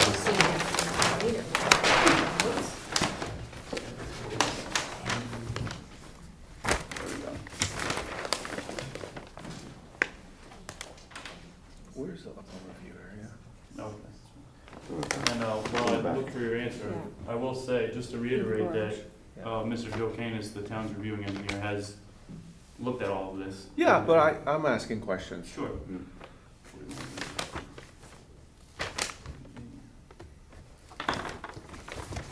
Oh, I'm sorry. So test hole 2 was conducted at elevation 40, so that would put groundwater at 37. Okay, So the bottom of the Coltex are in the groundwater, conservatively speaking, generally speaking. No, they're 1 foot above, as required by the drainage manual. They're 1 foot above. Right, right. Mhm. Okay. So, and then just speaking to the sump pump Coltex, they connect to a drain which is already connected to a 15-inch pipe that goes to Directly to Stony Brook, into the Stony Brook. and that's existing. And the stormwater gutters in the east are connected also to that, correct? The gutters are the new addition, you're right, can go to the Coltec, and then in large storm events, the Coltec will overflow, and just the overflow will go through that existing system and ultimately discharge the Stony Brook. And And just to clarify, that's only in like a 50-year design storm. well, you're running a sump, okay. But the Coltex in the front yard, those just, That's only picking up driveway area. that drain, that just Essentially the new drain, portion of driveway area. I'm sorry? So That's the Coltec. that's just a drain that is not connected to the house? No. The front Coltec is dealing with mostly new driveway area and some existing driveway area. And that is designed to just overtop the catch basin. Yeah, then it just overflows. Right. So this was gonna be my question, is you had just said that your expectation is that there's gonna be water in the basement, you're gonna run the sump pump to mitigate that problem. And it's gonna go to this Coltex system, which is also tied to the roof, and it's going to feed into. No, those are separate systems. Well, no, but they both go to the same drain that goes to the Stony Brook, right? Yeah, they outlet through that same existing pipe, but those storage volumes aren't connected. This is the basement here, Right, and this is the roof here, right. okay? And then you show your pipe connects to this box, and then you show this sump pump connects to the same box, and that box goes out to the Stony Brook. Correct. Oh, Yeah. no, that's correct. Okay, so my question is, was there any concern, does the commission, Rick, do you have any concern to mitigate the amount of runoff from the basement into the Stony Brook? If the sump pump is gonna, is there the expectation that the sump pump is gonna continually run, fill up this, these Coltex, and just continually push water out on a regular basis? That's only if the sump pump runs continuously. Well, It's below water. it's in the water. It's Well, below. I think there's below some the water confusion table. there. So the water table's at 37, and the basement, I believe, is at 38.9. So the basement is above groundwater elevation. So The bottom of the base of the basement is not in groundwater. It's Is like 38 and change? It's like a 38.9. It's almost 39, so it's almost 2 feet above groundwater. Oh. Is it an existing slab? That's the new basement. And then the north side of the house basement is unchanged. Okay, my only concern is that, how much crushed stone are you sticking underneath the slab? How much are you, that 1 foot between water and the underside of the slab, I mean, that's a foot. Is that all crushed stone? Yeah, but so I think I understand your You concern. got a 4-inch slab. The You got a pump, four- the hold on, pump hold floats on, will hold be on, hold on, designed hold on, to only hold on. turn on at a certain Time out. elevation. Hold on. You got a 4-inch slab. You got 1 foot, right? You Right. got 1 foot. You got a 4-inch slab, and then you have stone, and then you have water, right? Okay. And then you dig a hole, you make a hole in the ground. You put a 5-gallon, you put a big bucket in through the slab. So that bucket with the sump pump in it is living in the groundwater. Not necessarily, but even if it were, even if my point is, even if it Wait, were, not necessarily. You just said that you found groundwater, you perk tested, and you found groundwater 1 foot below. 2 feet below the basement slab. 2 feet below the basement slab, okay. All right. A couple inches shy of 2 feet. So is it your belief that the sump pump is going to run on a regular basis on this site? No, Okay. not like. It is not your expectation that the Coltex that are to receive the flow from the pumps is not going to perpetually be full, No. that the water would consistently push out, not be able to pool right back into Stony Brook? No. Okay. How about gutters on the old house? What happens to them? There's no proposed changes to the existing roof drainage. So the proposed plan is we're only picking up the new roof area, which is substantial, and we are reducing peak flows and volumes through the 50-year storm. Yeah, I wouldn't mind seeing mitigation on, just on roof gutters, leading them into the Coltex. Well, the issue would then become, so we're not required to per the manual, and the No, issue, I and just- if I we know. tried to, the issue would become that those systems would then be overtaxed at those sizes. And so then we'd be, you know, it would actually create a worse condition, whereas this is creating a better condition. Yeah, well, I'm not sure, your last sentence I'm not so sure I agree with, but, because the existing condition is the existing condition, and you're building to mitigate the new, to the, you know, the addition, not the old house. A portion of the existing driveway, and we are reducing peak flows and volumes. There's less water going to this point of concern. Yeah, there's, Unless the sump pump runs constantly, to Michael's concern. Well, it should, because it's Almost 2 feet. almost 2 feet above. and to that point, so that pump, I don't have the sump pump calculations handy, but it's designed such that the system will infiltrate as quickly as the pump can pump. Because the pump can only pump so fast, 40 gallons per minute or so. And the size of this proposed sump pump system is designed to infiltrate at least as fast. So the overflow is really, you know, built like in an emergency only, where that system shouldn't really utilize the overflow. I think you appreciate the questions we ask as it relates to discharging basement water into the wetland. Absolutely. So my question, so we get these opportunities where we get to ask you guys opinion questions and technical questions. And I'm very curious, when is the water too close to the underside of the slab of the foundation? I mean, 24 inches, is that, like if this was your home, you're good with 24 inch? Well, I know there's water 24 inches I'm underneath the comfortable with slab. that, yeah. I mean, there's houses built that are in groundwater, and those sump pumps are working harder, or the basements are waterproofed, so that, I mean, houses are. Point, and for the public up here too, let it not be in the wetland, let it not be in the upland groovy area, because I would never permit that, okay? Because I would never design that. I have too many examples of where that's happened before I joined the commission, and it's you know, added a whole lot more water to wetlands that couldn't support it, you know, and the neighbors had issues, you know. Okay, that's one of the reasons that you just found out, it's one of my sensitive points in this one. Absolutely. As a rule of thumb, I shoot for 2 feet above groundwater to be safe. Yeah. Because it's a nightmare when it becomes a problem. Yeah. So you want to go above and beyond to make sure that you don't have. Well, I also don't want to commit the groundwater in your homeowner basement. to having sump pumps run 724.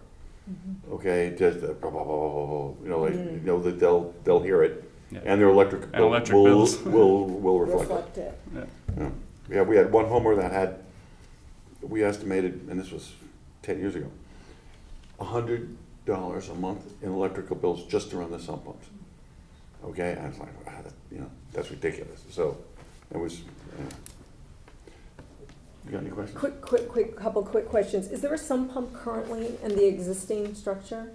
So I would just talk with the architect. So there's one there, and then there will be a second one in the addition? For the new addition. So there are 2 sump pumps? Right. In the house, okay.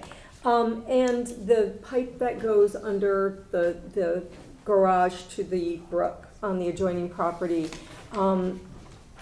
that's being fed by the sump pump and the footing drains?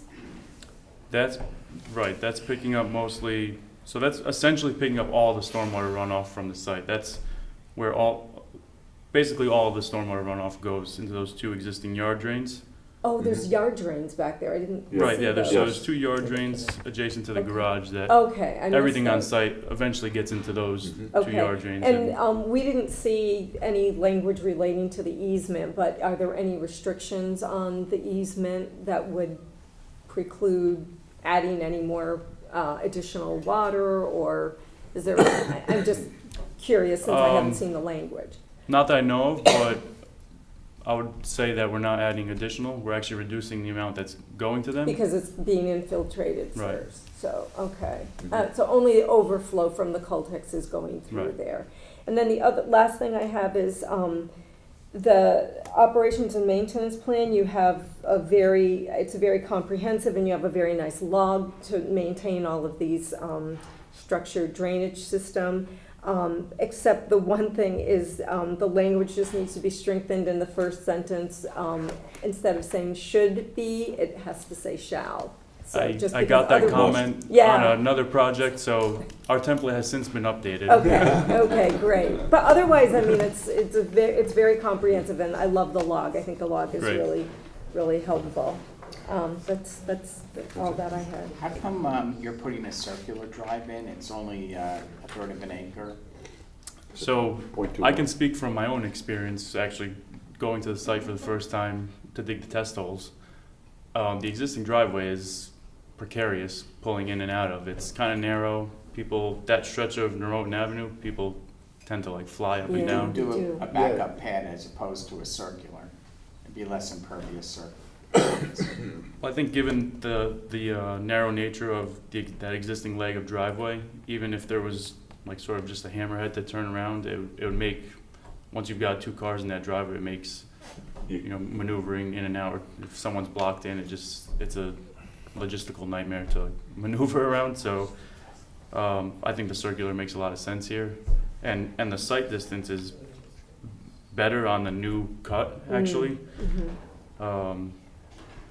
So I think it makes a lot of sense here. And it's gonna be gravel, not paved? Is there a final answer on that? Gravel? It is going to be gravel. Okay. Thank you. I didn't notice who the abutter was until I saw the name, and now I'm familiar with the brook. And since you know quite a bit of history here, aren't the walls of that brook masonry? Yes. And isn't there a concern, hasn't there been a topic on that brook where the velocity of water actually moves faster because it has masonry walls? And my question so that's my observation. Then the question I was gonna finish with was, would EPC approve an applicant to discharge directly into a brook or a wetland or any water course vis-a-vis a pipe just dumping into a brook? No, the water would have to be So- treated for temperature, et cetera, et cetera. Well, am I understanding this correctly? Is this design has water discharging into a pipe which discharges directly into the Stony Brook?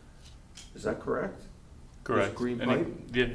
and that's the existing pipe you're referring to. Well, right, but you're connecting to it because you're installing. The green boxes, are those existing? Those are existing. Right. Are you replacing those, or are you just keeping them as is? I think, let me confirm, it's been a while since I looked at this one. Existing. So you're Existing to remain. To remain. You're not going to upgrade them.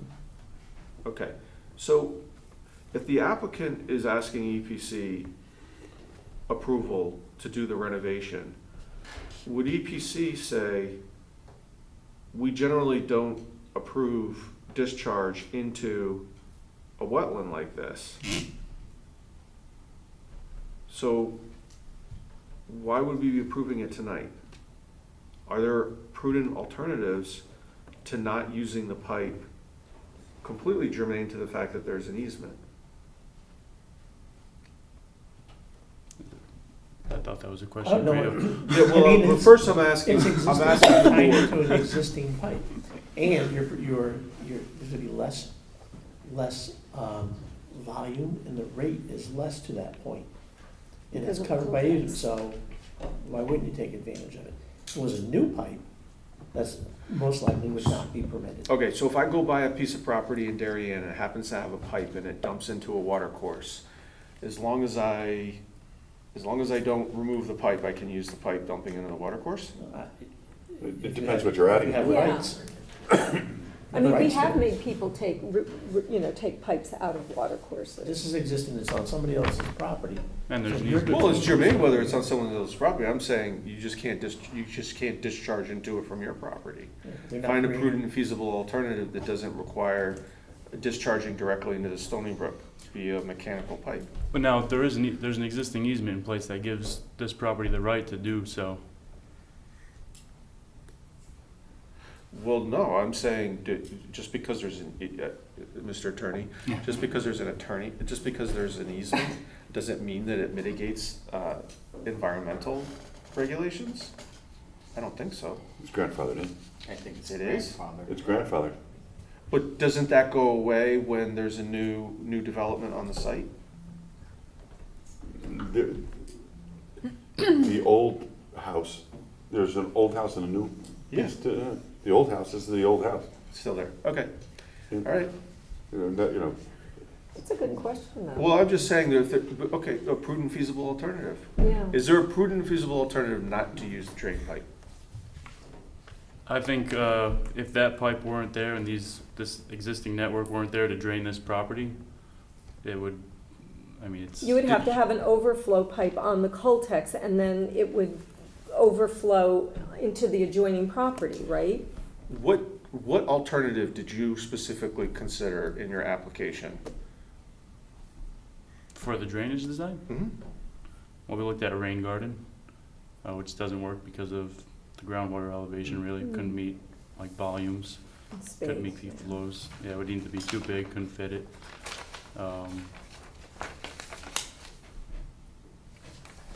Permeable pavement, but it runs into, still need to discharge it somehow. Because without that drainage system in place, any stormwater runoff on this property would be trapped with no direct route to Stony Brook, which is where all the water goes, obviously. So. And what happens if that pipe, because there's an easement, what happens if that pipe becomes damaged or blocked? It would get repaired. Whose responsibility is it to repair it?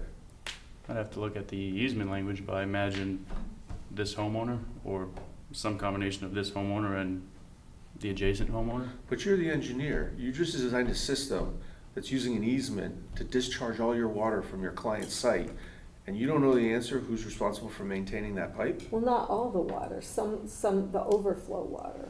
No. Well, maybe we need to take a look at the easement. That's what I said. Yeah. The easement. No, I want to be clear. You're using these existing drains as distribution boxes to push water, to overflow or to? Oh, the or to yard allow- drains, yeah, you're right, the These yard yard drains, drains yeah. are distribution boxes, are they not? What we're proposing to do is mimic the existing condition such that, in the existing condition, all the stormwater runoff from this property gets into those catch basins.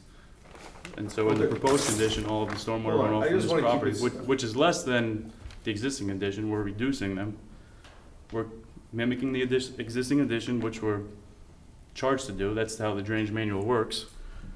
So we're proposing to overflow to these catch basins. No. Look, I'm just asking a question. My simple question is you have two different, I'm not trying to make a meal out of this, and it comes back to this pipe, is you have two stormwater management systems that connect, both of them connect to these drains, these boxes. They have to connect there. Hold on. I call them boxes, and they go to the 15-inch pipe via the drainage easement, and then it dumps directly. It's in the sidewall of the brook.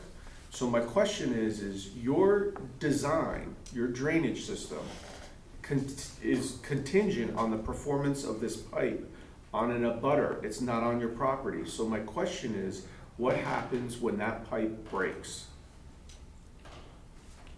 This design, Where does the water go?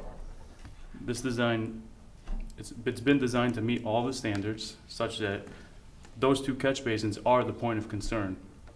We can't move water to, we can't create a new point of concern. In the existing condition, that's where the water goes. In the proposed condition, that's where it needs to go, number one. Number two, the pipe exists in an easement that grants this property owner the right to use and maintain it. The pipe doesn't know what the law is. The pipe breaks. But we all do. Okay, so so answer the question. You're the engineer. You got hired to do this. If the pipe breaks, what happens? What does the easement tell us? Do you know the answer? It's okay to say you don't, because you can come back to us and tell us. Typically? No, not typically. Do you know what this easement says? Not specifically about this Okay. easement, but So- typically, most drainage easements in a situation like this grant the person utilizing it the right to use and maintain. So if the pipe were to break, then this homeowner, most likely, I'll confirm for you, most likely would have the right to maintain that pipe. Would you agree that this pipe is integral to the performance of the system that you've designed? Yes. Okay. So has the abutter agreed? Has the abutter expressed any concern on your design and the use of that pipe? Frankly, I don't think they have say because it exists in an easement that grants this property owner the right to use and maintain it. Well, they might have knowledge of the history of the performance of the pipe that the commission might want to know. Have you spoken to the abutter about this? I have not. Using the pipe? Please. Sorry, I just confirmed with my client that per our conversation, they had discussions with all of their neighbors, and their neighbors are on board with the project that we are doing. Okay. Okay. Thanks. Got you out of the box. He was quiet all night. No, he was recused. Oh, Yeah, fair enough. I didn't know that. This is the Michael we know and love, right? You got anything else? No, I'm done. No? I'm good. Okay. Thank you very much. Well, actually, if I can have a few more minutes, I'd like to tell you about your responsibilities. Just joking. And he has a Just kidding. Yeah, no. He's He's good. a Muller engineering guy. Good presentation, guy. Good presentation. Thank you, guys. So I'm good here. Thank you. I mean, I Thank would you. speak for another 15 minutes, but you shushed me off. All right, Rick, you can write up kind of resolution on that one? Yes. Okay, great. Moving on.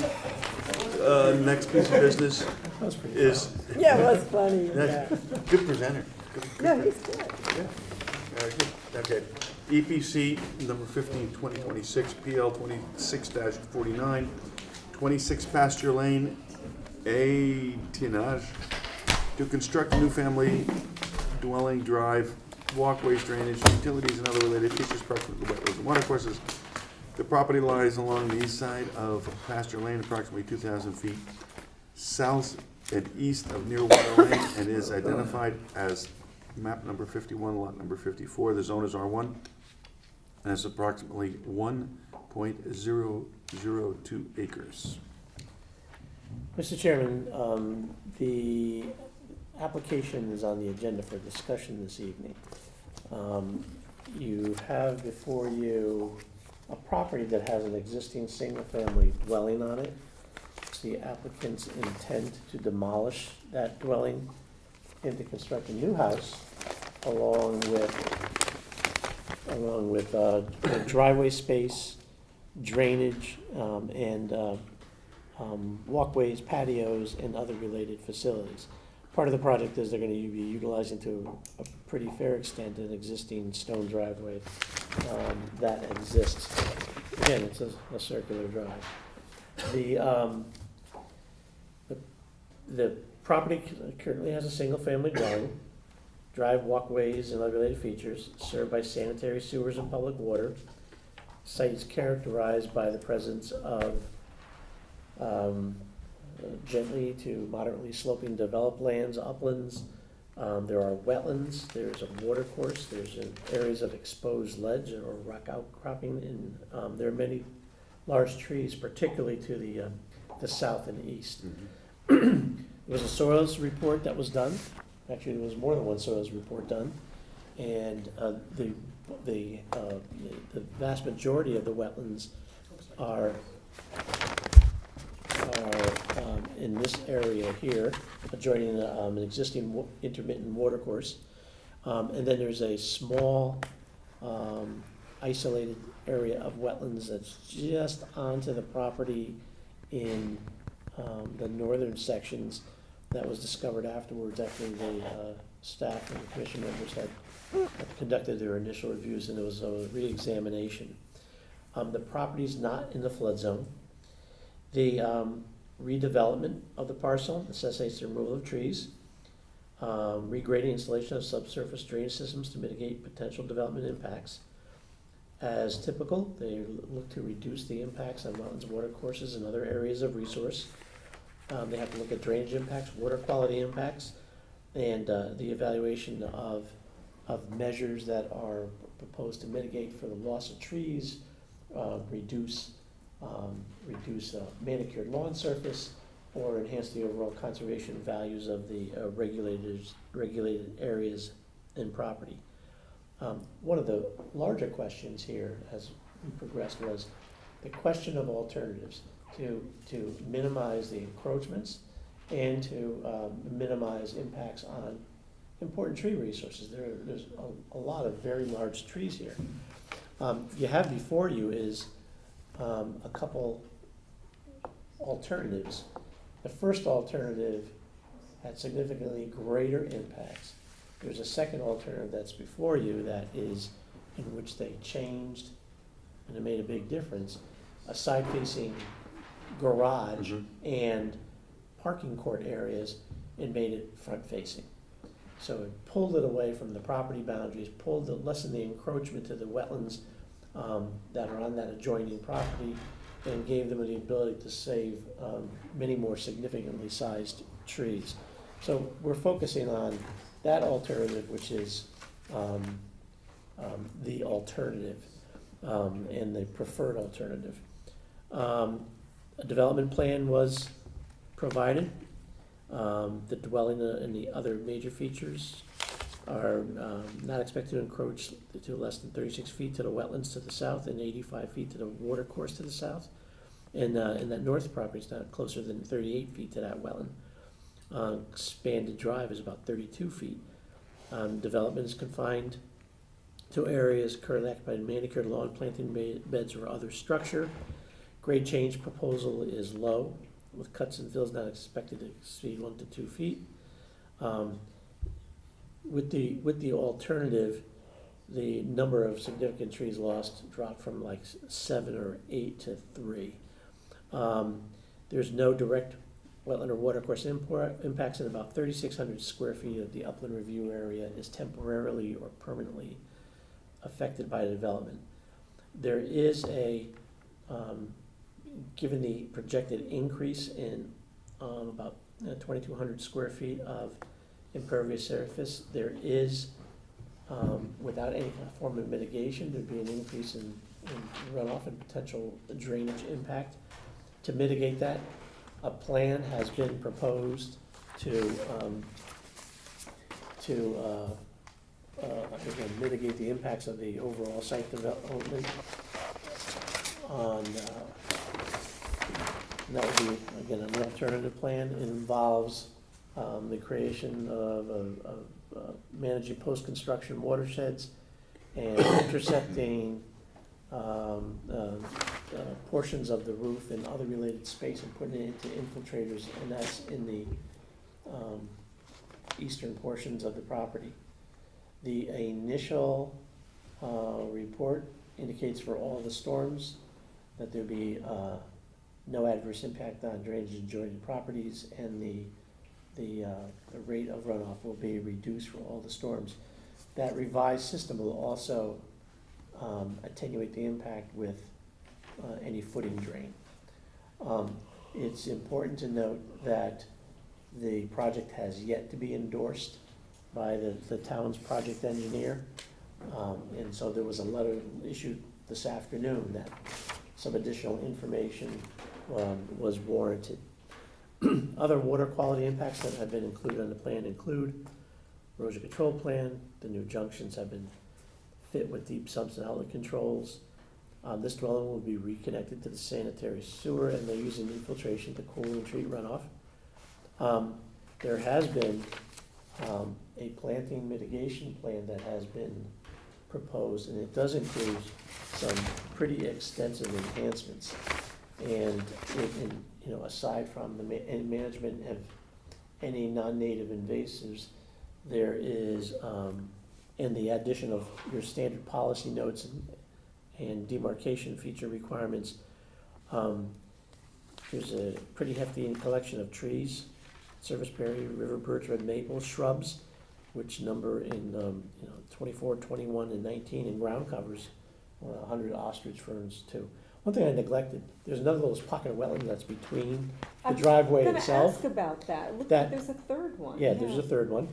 Forgot that one. There's a larger, and these two conclusions over here. Inside the circular It's drive. inside the circular, it's going to be maintained, and part of the enhancement plan goes to that space as well. The applicant is present this evening and is prepared to, I can see, make a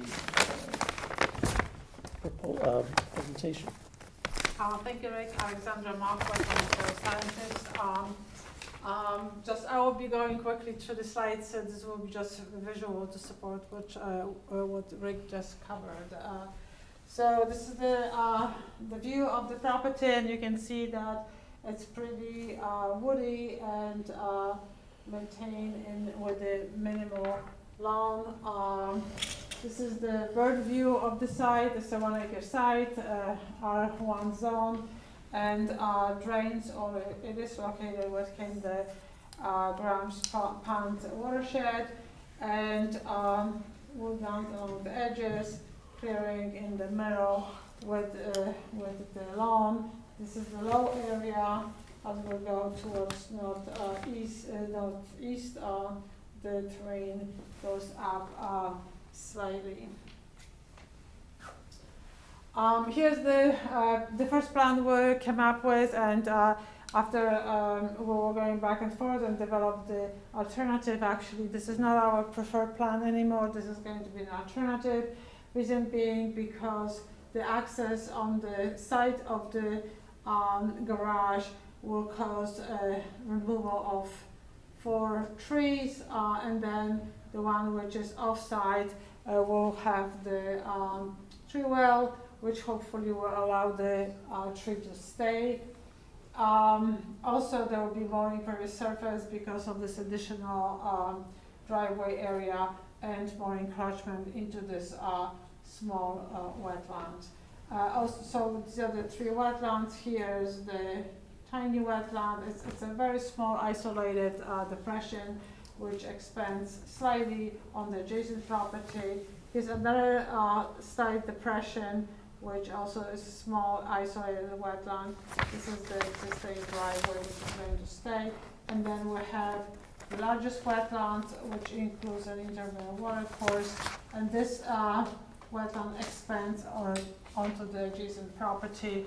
It is a typical red maple swamp. Here's the highlights of what is being proposed, which is the better design. Let's go actually back to the first design, which has this large asphalt here, and then we have additional 8 context because of the hard surface. Here's our preferred design. As you can see, we are utilizing the existing driveway, which is here, and then just expanding a little bit to meet the opening of the 2-bay garage. And then, as you notice, we have 8 cul-de planks in the back. And then these are still crossed, but those trees are going to be saved except for this one. So we're going to use the 50-inch oak. The planting plan was designed for both options. This is the worst option, and you can see that we will have to maintain the lawn encroachment for the shoulder, for the winter storage of the snow. And then we also have large encroachment here into this wetland buffer area. Very similar, this is actually the same planting plant, the only difference is in the area of the lawn. You can see that this is not vegetated, this is going to be hard surface, vice versa. The preferred option, the lawn is less, this is going to be all natural, and then we're going to be demarcating the edge of the lawn with the boulders, and then also the same comes to this wetland. We're going to be doing between 20 and 15 foot additional buffer along those two, and also the low one. What's around the wetland inside the circular drive? Are those more the ferns? Yes, these are, we have 100 ferns here. It kind of has ferns already, so we'll just like do supplemental planting there. It's kind of wooded, but those trees are small, so that's why they're not shown on the map. And then during the construction activities, also we're going to have, oh, this one didn't say. Okay, during the construction activities, this is the worst plan, so you can see that the construction envelope goes all the way here. The new construction envelope for the preferred location, the silt fence could go much lower, which actually will save the trees and provide the protection to the trees and create less disturbance. So it will also minimize the construction envelope. And this is all I have to present, and we're here to answer your questions. I don't have anything to add. No questions.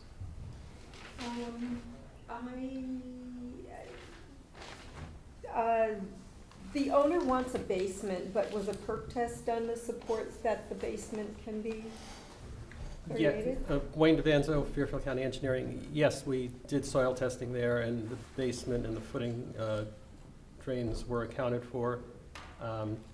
So some pump won't be running constantly? It won't be running constantly, but it does go, it does go to the Cultex, and it's mitigated. So and we showed the calculations for that. To just address the outstanding issues of the consultant, there were two very minor issues, really. One of them was, in fact, regarding the accounting of the footing drain. He didn't apparently see in the report and in the HydroCap for that it is accounted for.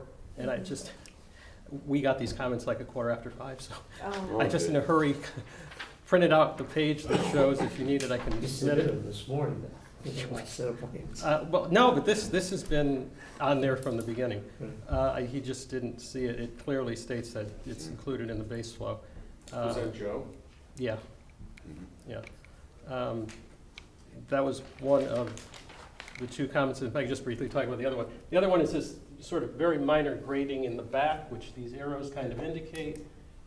He had a concern with pond. We're showing that it will not. We've got grades 27.7, 27.1, going down to 26. It will flow away as the arrows indicate. So it's really a very minor grading question that is the other comment that's outstanding. My only other comment is just, because I always complain to people, but your stormwater facilities maintenance plan correctly identified the owner as the responsible party and had the strong language that we look for. So thank you for doing it without us having to ask. Very conscious of it, yes. Thank you. Okay. Anybody else? No? Okay, Rick, you want to write that one up? Thank you. Thank you.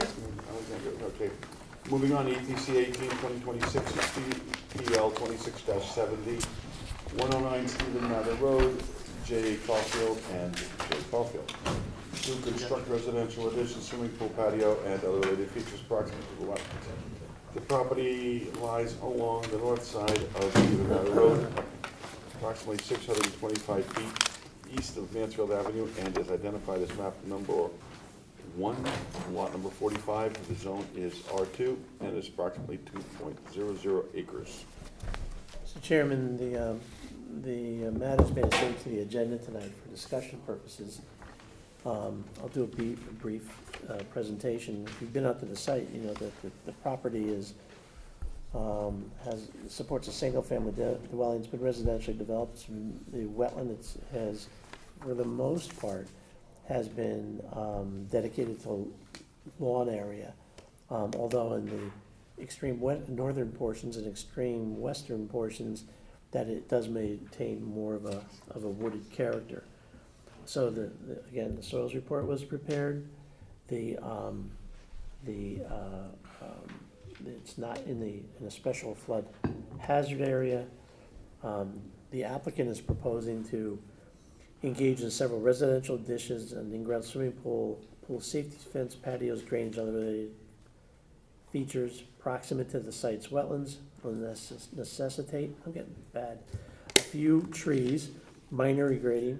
They're going to be doing a septic system replacement, driveway modifications, and certain drainage improvements to mitigate potential impacts.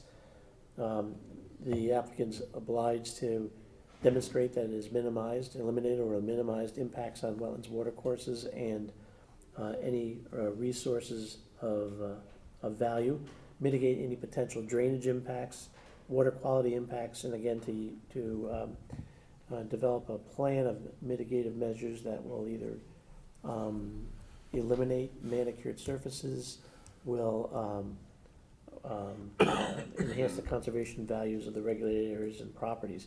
And like with all these applications where there is a potential for impact, mitigation proposal has been, it was requested that, again, will mitigate the impacts. The project engineer, they did a site development plan. I just want to step back. I skipped something. It's an alternative. The discussion of alternative is very important. Site development plan has been prepared. About 7,500 square feet of the upland review area will be temporary or permanently impacted by the development. Grade change is very minimal, with the anticipated cuts and fills not to exceed 1 to 2 feet. Tree loss is limited to 5 trees of size or in the vicinity of the proposed additions. Encroachments vary in range. Reduced and reconfigured drives no less than 16 feet to wetlands. Reduced and reconfigured patio and terrace space no less than 7 feet to wetlands. And the in-ground pool is about within 2 feet of the edge of the impacted wetland. Drainage impacts have been mitigated in a variety of ways, not only by doing the structured drainage system for portions of the drive, but a lot of pavement removals and modifications, reduced driveways and turnarounds, etc. The engineer has been able to demonstrate, or has concluded, as if the project is implemented per the design, that both the peak rates of runoff and volume of runoff shall be reduced for all the design storms. The town's peer reviewer has reviewed it and endorsed the design and the conclusions of the drainage report. He did add some advisory sort of statements relating to the design of the drainage mitigation system and its load requirements.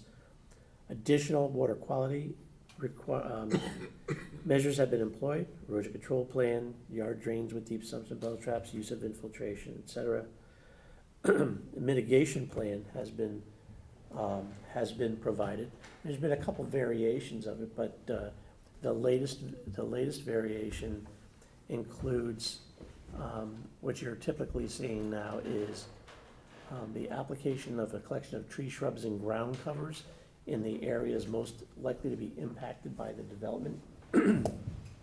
And they also doing things for any non-native invasives that they be managed in the manner consistent with what the commission likes to see it.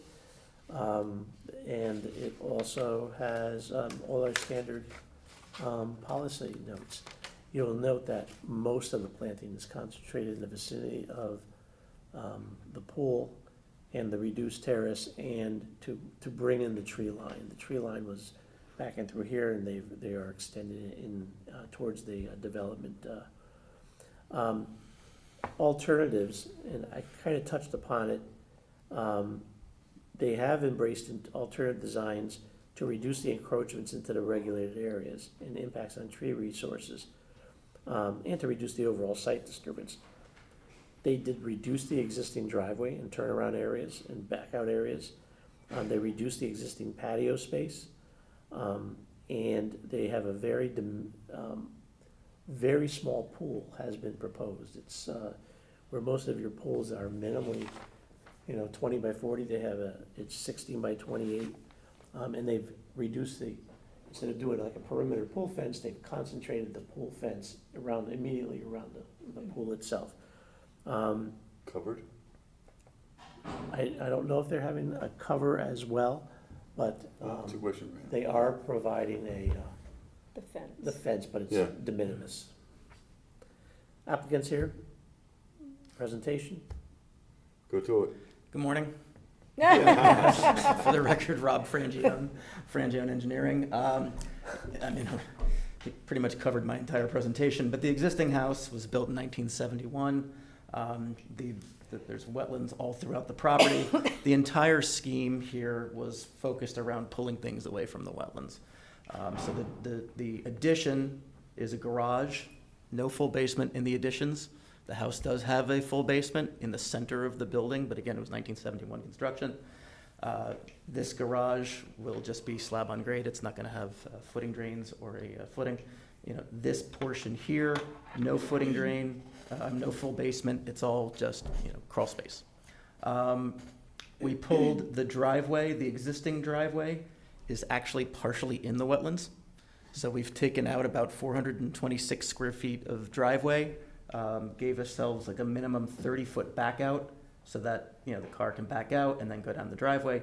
There's this existing parking area, off-site parking, because Stephen Mather's kind of busy. You need some off-site parking, so we kept that. The existing patio, well, first of all, where my pointer is, that's where the well is. So we're pulling everything back from where the well is and just concentrating it around the back of the house. The pool fence will act as a buffer, buffer demarcator, as well as the trees that are planted on Alexandra's plan. If you do want to hear more about that, we can talk about that. The way that we're treating the runoff is we said, okay, well, let's take advantage of the driveway, and it's naturally pitching to this area where I did a test hole, and I've got some low Cultec units that are taking the sheet flows from the driveway, treating that, mitigating it, whereas right now, nothing's treated on the site. Again, 1971 construction, everything just bleeds out. As far as the downspouts and everything, we're letting those existing downspouts spill out onto the lawn, because that is a low-impact development technique where you disconnect runoff instead of collecting it and trying to treat it. So it's kind of balancing that strategy of taking a small amount of impervious area, treating it with a Cultec system, taking the other impervious areas and just letting them spill out. The existing septic system is here. We're replacing it in the exact same location. This is the only place the septic system could go because we've got the well with a 75-foot radius, so there's nowhere over here that we could put a septic system. The Cultec system that's being proposed is treating about 6 times the increase in impervious area for the site. We're treating about 6,500 square feet of land. The increase in impervious area is about 1,100 square feet. So we're getting a lot more bang for the buck by taking it here. It's late. I don't think you want to hear me talk anymore, so if you have any questions, I'll be happy to answer them. 2 questions, Rob. Sure. So what's the compass direction on your map? But north is up. Okay, so on the west-north corner, where you said you have the home, where you have the downspout, just level spreading out onto the lawn. Like a splash block. Right. Splash block. Well, yeah. I'm fine with it. How many feet is that approximately to like the middle of the wetland? The splash block on the bottom of the gutter to the wetland. Well, it's got to go over 30 feet of lawn, and then it's another 16 feet or so to the wetland itself. Okay. So it's going to have some overland flow. So 50 feet. Yeah. Okay. Second question. Generally speaking, how comfortable are you When is there too much water underneath the slab? I mean, I've seen foundations where, basements where the water comes right up against the foundation, or right up against the slab. So if your goal is to not, if your goal, like, you can't daylight the you can't daylight the footing drains, and your goal is not to build a bathtub to keep the water from coming in, where do you generally, like, rule of thumb if you were building your own house? Where do you like the water to be? You'd like to have a foot, at least underneath your slab. Is a foot, is that all you need, is a foot? Yeah, I mean, think about it. You've got vapor barriers, you've got all those other things going on. Do you really need to? I mean, I've seen houses where the water table comes right up against the basement slab. It's not advisable, but we don't have that here because we're not doing full basements. I'm just saying, you're an engineer and you're up here, so I wanted to get a free question. Again, water, you never want water in your house. So, in my opinion, at least a foot. Okay. So, thank you. No questions. Where does the runoff from the pool and the patio go? that's just, again, you've got a sheet flow out It's onto sheet the lawn. flowing, okay, that's what I thought. Right. And the other thing is, you have a draft notice of the drainage management plan, but you should take a look at what Mr. Devanza did, because he had like a really excellent example of, identifying the property owner as the responsible party and delineating what. That's in the drainage report. Yeah. And I think it's on sheet S3. Oh, I didn't see Full that. disclosure, we all got that from the Town of Greenwich Drainage Manual, so. Okay, good. Okay. We're not that creative as engineers. No, because I saw that it said it was available in the And see, we were Environmental giving Protection credit. Department office at We Town gave credit to Hall. So that, right? so that will be, so what some towns require and what the new drainage manual for Darien is requiring is that something be put on the land records so that the future homeowners have noticed that there are stormwater management Right. facilities on the property. Okay. What happens is with these developments, we come up with these great Coltex systems and pervious pavements, and everybody forgets about them for 5 years. Right. So what the town of Darien has done with their new drainage manual is make a requirement that there be a declaration as part of the deed. So that's what that was? That's what that is, Okay, yes. got The it. As actual long as you guts had of the it. actual, okay, I missed that, so as long as you have it, that's fine. And then I just have a question about the planting plan, because the revised one, I'm sorry, the revised one replaced 3,750 square feet of lawn, and the new one, as Rick outlined, is concentrated around the top of the pool and, that area, but it seems like it's so many fewer plants. I'll let you talk about it. Somebody trying to do Good evening, Alexandra Mock, wetland soil scientist, landscape designer. I kind of struggle with this plan, I have to be honest with you, because not very often you have such a huge area of lawn, which is a wetland, but at the same time, this is the backyard of the house. And you don't want to obviously go along the buffer, but because if you would like to create a buffer, then you go along the foundation almost. So you don't want to kind of create separation. So I did struggle, and my first approach was, well, let's go bring the woodland closer to the home. I saw that, yeah. But then I heard some critique that that was a little bit an overkill.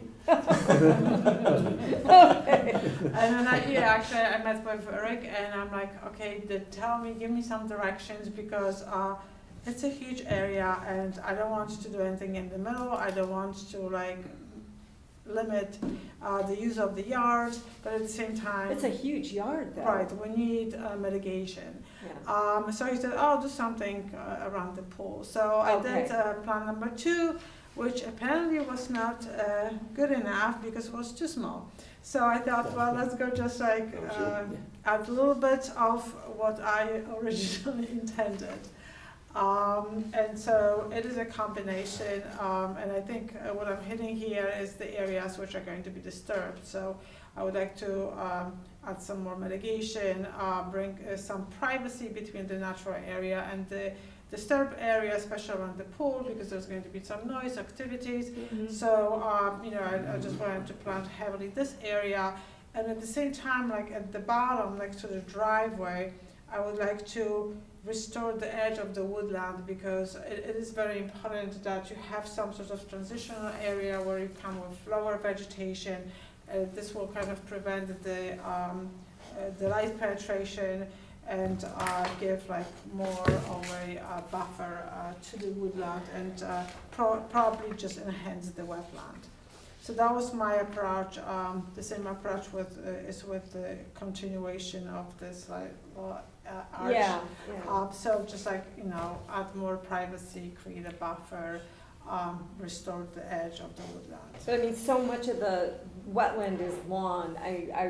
I'm not gonna, it's, what you did is great, but just, would they consider maybe doing a fringe of meadow around the back of the backyard, just because so much of it is wetland, just like, the wetland mix or something, just to kind of increase the conservation value ever so a little bit more? I tried this next to the shed, but this was not also didn't receive a good review either. So I'm like, okay. Well, with the meadow, it is a manicure lawn. Mm-hmm. And I think it's hard to kind of create the meadow, because not always meadows are being successful. And you don't want to have this unexplained weeds growing behind, like on the edge of the lawn, because it will look unkept. I think having shrubs is a little bit stronger accent, and kind of will have more longevity, rather than meadow, where it's like kind of inviting you to start doing something with it. Because meadow, actually establishing a good meadow, it's a hard work, and it's kind of Okay. And it's their backyard. Yeah. Well, but it's a huge backyard. Right. I was just, because originally you had like 3 rows of plantings around, and then it was greatly reduced. I was just curious as to why. Because I thought about you, and it's like, how are you going to see this? It's like, well, it's huge area. Let's go do something bigger. Let's go do something symmetric, and that was my approach. But okay, it's just a compromise. I understand your explanation. Thank you so much. That's all I have. Okay. Anybody have anything else? No? Okay, Rick, you can write up the resolution for that? I'm gonna be busy. Pardon? I'm gonna be busy. Busy? Yeah. Well, I think you have been busy. Yeah. Okay, moving on, APC Thank you very much. 19-2026. Thanks, Rob. PL 26-72, 301 Mansfield Avenue, R. Crane, to construct residential additions, patio, pergola, and other related features approximate to wetlands and watercourses. Property lies along the west side of Mansfield Avenue, approximately 475 feet to south of Middlesex Road, and is identified as map number 6, lot number 147. The zone is R2 and is approximately 2.10 acres. Chairman, this application was heard at the May 6th, June 3rd meetings. The issues pertinent to the application, including impacts on wetlands, watercourses, and the areas of resource, drainage, water quality were thoroughly vetted. Mitigation was proposed, and it was surrounded by removing manicured surfaces. They reduced impacts on tree resources, etc.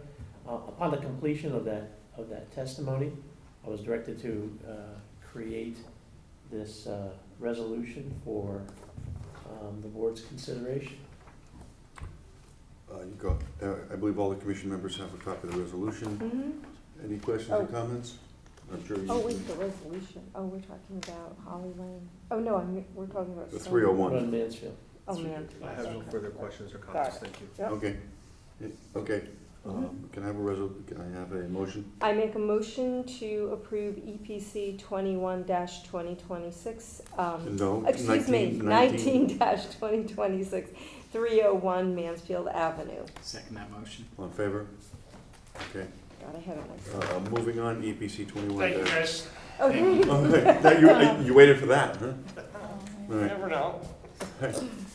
Okay, EPC 21-2026, PL 26-74, 7 Stony Brook Road, Siono, and S. Boland to construct a pool, patio, and related features in approximate to wetlands, large water course, and special flood hazard areas. The property lies along the west side of Stony Brook Road, approximately 175 feet north of West Avenue, and it's identified as map number 19, lot number 13. The zone is R1, and it's approximately 1.07 acres.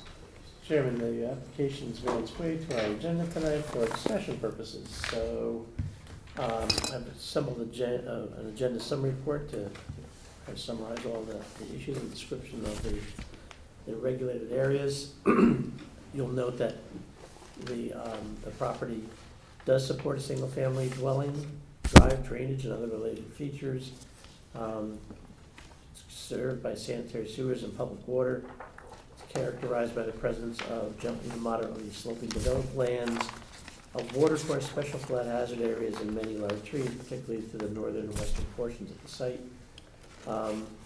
There was a soil scientist's report prepared, was finding of no wetlands on the property, but there is a water course that is along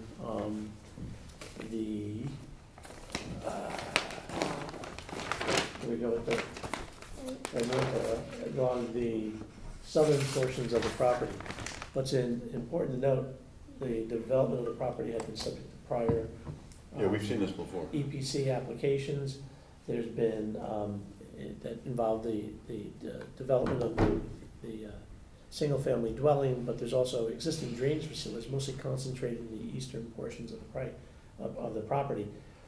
Funny that you look back at the old plans, it did provide for a conceptual pool at the rear of the property. One thing to note, although there's no wetlands on the property at this point, and they do have this water course, there are special flood hazard areas that affect portions of the site, mostly along the southern perimeter. But wetlands on adjoining properties, if you apply the setback, it encroaches into this property as well. So the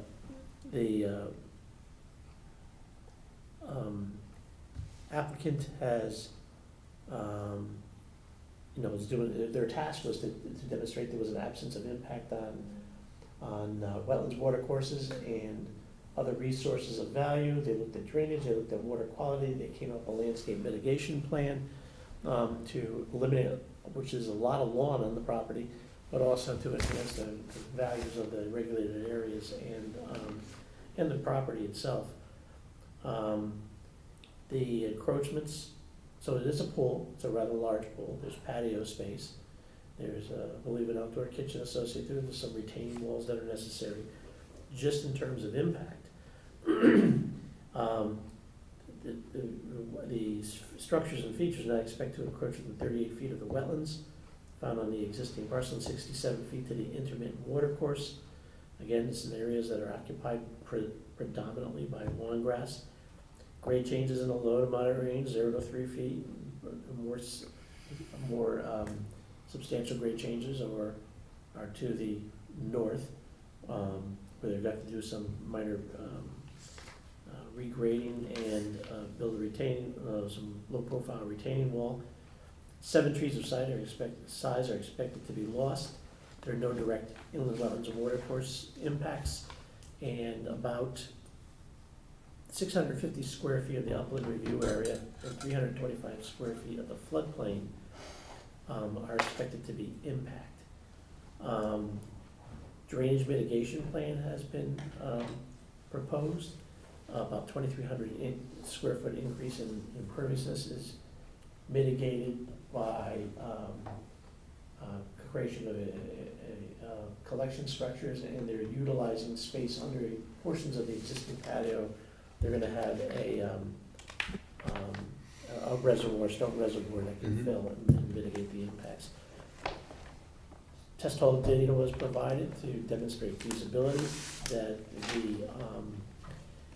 an operations and maintenance plan has been provided. They have secured the town peer review engineer's assessment and design. They have received this endorsement. And again, for all storms, all study storms, there's the peak rates of runoff shall be reduced water quality volume detained, and there's been a concise statement of no adverse impact on drainage and adjoining properties. Additional water quality measures, erosion control plan, structured drainage with sumps and outlet controls, and infiltration is used. The planting plan, this is the no impact on flood heights, has been certified. There's a very de minimis amount of encroachment into the floodplain with just a portion of the patio. They have provided for compensatory flood storage by doing some de minimis changes to grade. And they have again provided this statement of no adverse impact, no change in dynamics of the flood, no cause of rise in flood heights. They've also have certified that this minor encroachments with the patio space will withstand the flooding. Mitigation plan is pretty expensive, mostly expensive. It's very extensive, mostly along the western portion of the site that abuts the wetlands that are on the adjoining property. It's a pretty good choice of space that's kind of subject to the improvement. Provides for the removal of yard debris, removal of non-native invasives, mostly by hand. Some spot And in treatments. what area, though? It's in the western portions of the site. And then they're adding a collection of 2 native shrubs and ground covers. And it's pretty extensive. You see the numbers, there are 11, 6, 25, 25, 21, 43, and then the ground covers too. They've also added all the policy notes as well. With that, the applicant is here, and they can make their presentation. They're available for questions. Good evening. My name is Brian Carey. I'm a professional wetland scientist with Land Tech.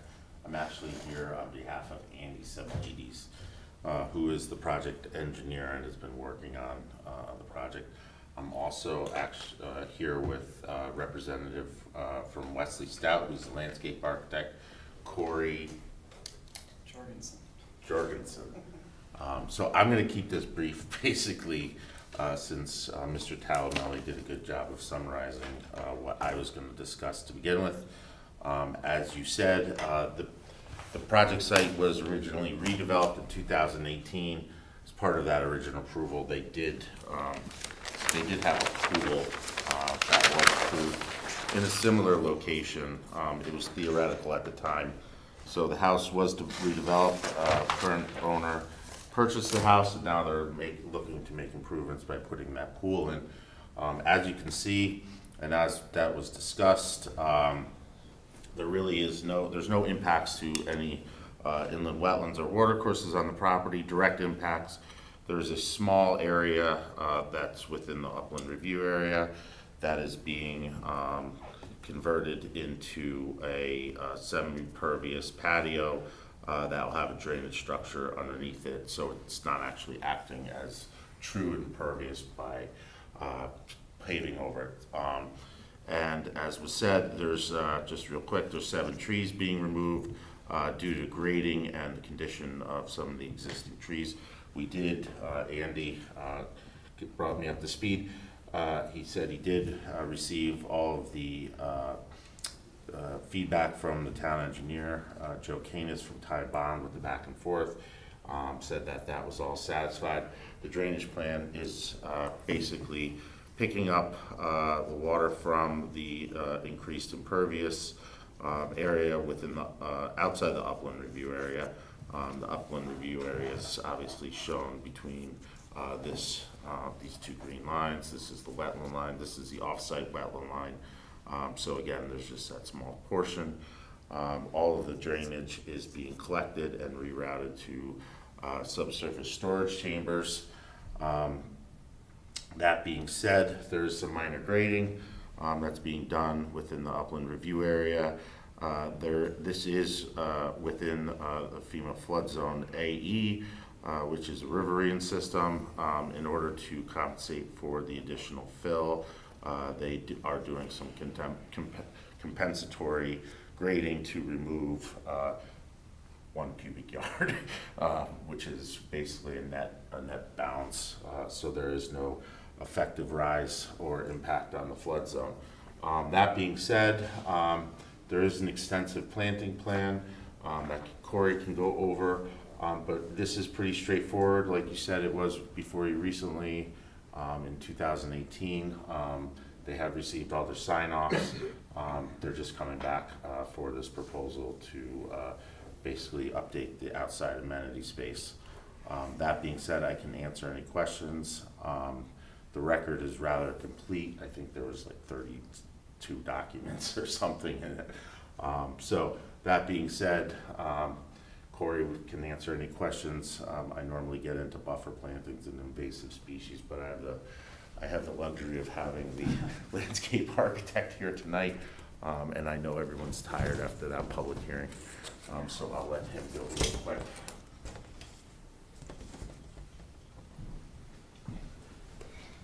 Switcheroo here. Hi, Corey Jorgensen from Wesley Stott Associates. We are the landscape architects on the property. So we did the buffer planting, focusing on the west side to accommodate a buffer to the adjacent property wetlands. Really working with the existing wood line that's there, not trying to remove trees, keeping the woods that are there. That's why it's got that big bump out. There's a big oak here that we're definitely going to keep. I think one of the big things is it must have been with the previous application for the house. There were some sweet gums that were planted down here along that course. But the lawn goes right down to the water, so I think that it would be beneficial if we remove some of that, a good chunk of that lawn, and put in a ground cover fern, a hay-scented fern, which really spreads well and can give us a little bit of a buffer for that lawn area. And then we just focused on planting, more shade plants, perennials, a nice mix of perennials and shrubs, looking at pollinators to go throughout the seasons, looking at early spring pollinators with like the foam flower, things like that. And then we go into the summer with some summer sweet with the shrubs. We do have some, what else do we have in there? Witch hazel. We have some witch hazels, which you know are winter, but we also have some spice bush. There's actually a nice sized spice bush under here next to that water course. Didn't see a lot of invasives in there, amazingly enough. In the water course? No, in the area. Throughout the property. It was pretty sparse. Maybe it was density of the woodlands, but didn't see a lot of indication of wetlands, of invasives. It's late. So yeah, just trying to pick perennials. I like to pick perennials that kind of spread through the area. So picking things like that we've got the white wood aster, which will spread nicely. Again, the hay-scented ferns, which will spread nicely. We do some wood phlox, some blue wood aster, and then the foam flower, all that can kind of spread at their different rates, but will spread throughout the area. Again, the aster is going into late summer, fall. We've got some wild bergamot that gets you some summertime color along with the summer sweet. So again, just pollinators throughout the seasons. Great. Commissioners have any questions or comments? Just a question.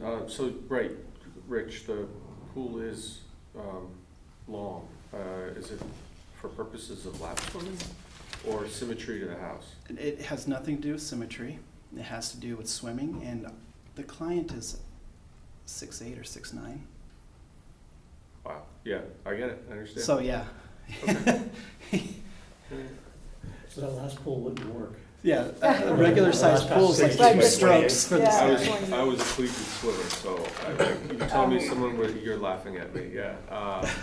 You're 7 feet. That's a pretty good swimmer, man. I'll tell you. Yeah. Yeah, 7 feet. That guy jumps in and he's already at the other end. Yeah, he's done, right? Okay. Yeah, so we that's why it is. So we made it long, but we made it narrow. Yeah, it's narrow. Trying to balance that a little bit.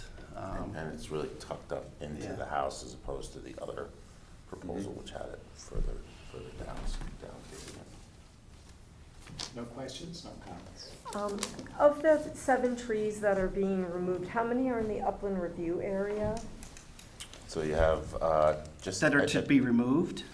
Yeah, I think it's Just just the- two here. This one's not being removed. No, that's not being removed, I'm sorry, it's Just the just one. that one, yeah. Just one, and the other 6 are up above Are up there? Because above there's there. some big trees that are coming. There are some big trees up above, so. And it should be noted, that tree that's in the upland review area that's being removed is a beech. Right, one of them is, Yeah. yeah, but there's all those nice oaks and the double oaks. But the reason I'm saying that is those beaches are suffering from. Yeah, no, I'm Hmm. well aware. Yeah, Well unfortunately. aware, So that's coming unfortunately. down one way or another. So, And then, so your planting plan sounds absolutely lovely. My concern is, there's nothing being done adjacent to the water course, and the lawn goes right up to the water course, and the water course is filled with invasives. There's multiflora rose in there.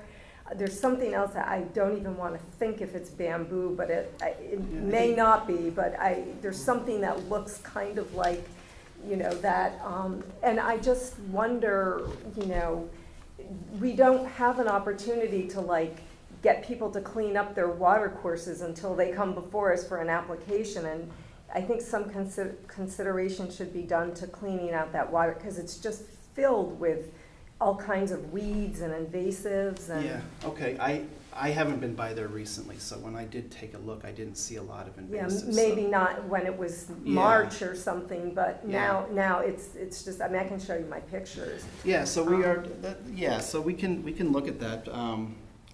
Like I said, we are looking to remove a big portion of that lawn. Yeah. To surround those sweet gums with something other And that's than nice, lawn. that's nice, but I would, really love to see something up against the water course as well, just of some type of buffer, even if they do it over time or something, because it's lawn right up to Can it. expand it, can it maybe expand to the, whatever, east?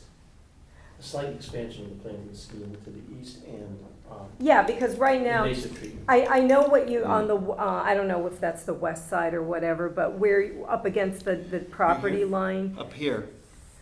Oh, you mean across the? Yeah. Across the little water? No, not across it, but just on this homeowner's side of the On brook. this side? Yeah, Yeah. That's where we would run the fern up to the water. But it's a lot longer than just that. I mean, it's a long brook. I mean, it's, Yeah, it's. Oh, you want us to extend it? I mean, I'm wondering if, this is a question for Rick, I guess, when the house was built in 2021, did you say? 2018. 2018, okay, right, 2018. I'm wondering if there, one of the conditions was that they had to maintain the water, they didn't do it. I know. Oh, I agree with you. Yeah, I mean, the think- water should be I flowing. think- It's I think a tributary to condition- the Stony Brook. I think it would be reasonable to have a condition to remediate any invasive species in, abutting the shore. Yeah. Whatever makes you happy. As a condition. Yeah, and to clean it up. Yeah. So you can present something to Rick and staff will approve it, okay, so that. Yeah, even if it's like ground covers or something, just something to Yeah. filter that, because that is a tributary to the Stony Brook. And also, did I read something about, you had mentioned there weren't a lot of invasives on the side where you're putting the plants in, but I saw spot treatment with herbicides, and I just wanna, am I not reading correctly? I am not aware of any herbicides. Okay, then I'm gonna cross that right out. I I- must have mixed up my application. Yeah, here. I would seriously doubt this particular homeowner did. Okay, because Yeah. I would not want to see those near the water course. Right. Yeah. Right, no. Or near that- any wetland. Right, yeah. that was not, I'm not aware of any of that. Okay, then that, I'm mistaken. You And have such an eagle eye with invasives. Yeah. It's amazing. Do you think there was bamboo and isn't there? well, let an me, updated- it may not, I probably shouldn't have said that, but I can even show you I'll show you Yeah, afterwards the yeah, picture. If anything, it might be more likely knotweed. Maybe some type of large reed. I Well, mean, you it's can very go out there and tall. take a look, because I'll- you're an expert in this, and Yeah. I It think could he be can some address- kind of he reed, can yeah. address I'll your address concern. I'll address it with staff and Yeah, we'll. and Yeah. you'll figure it out Yeah. what's the right But question. for sure, there's multi-floor rows and, those kinds of things in Yep. there. The long-term maintenance elements on this does provide for spot treatment, if I was correct, of Yeah. herbicides. Oh, And that's the same thing they applied on Locust Hill. okay, but Yes, yeah, but we that's shouldn't be correct. doing that near the water course. So, Okay, It depends on what it is and who's applying it, I think. right, okay, Targeted treatment. yeah. Yeah, targeted treatment that we get, specialists in there. Yeah, I wouldn't want to see somebody go in there with a lot of that Yeah, stuff, I'm not though. gonna do it. Yeah, okay. Yeah, I mean, those are my only Okay, comments, so but- you have a follow-up with Rick. I'm Yep. gonna direct Rick to make an approval, but obviously you guys gotta deal with that, so. Sure. So next month, we'll get a resolution to approve. condition that's Yes. expand in the easterly direction and. A treatment of invasives. Yep. Yep. Okay, great. And to take a look if there's bamboo. Okay. I shouldn't have said that, but. But if there is, there is. You'll figure it out and you'll figure out, or I will you'll talk figure to out staff. I will Okay? figure out what's in there and we'll come up with Great. a solution. Appreciate it. Thank you. Thank you for your patience tonight, gentlemen. No problem. Thank you. Okay, moving on. Thank you so much. Approval of minutes. Everybody should have received the June 3rd, 2026 public hearing and regular meeting minutes. Any questions or comments for Rick? I had my little, you Okay. got them right. Okay, can I have a motion to approve? Yes, I make a motion to approve the minutes from the June 3rd, 2026 public hearing and regular meeting of EPC. That should be.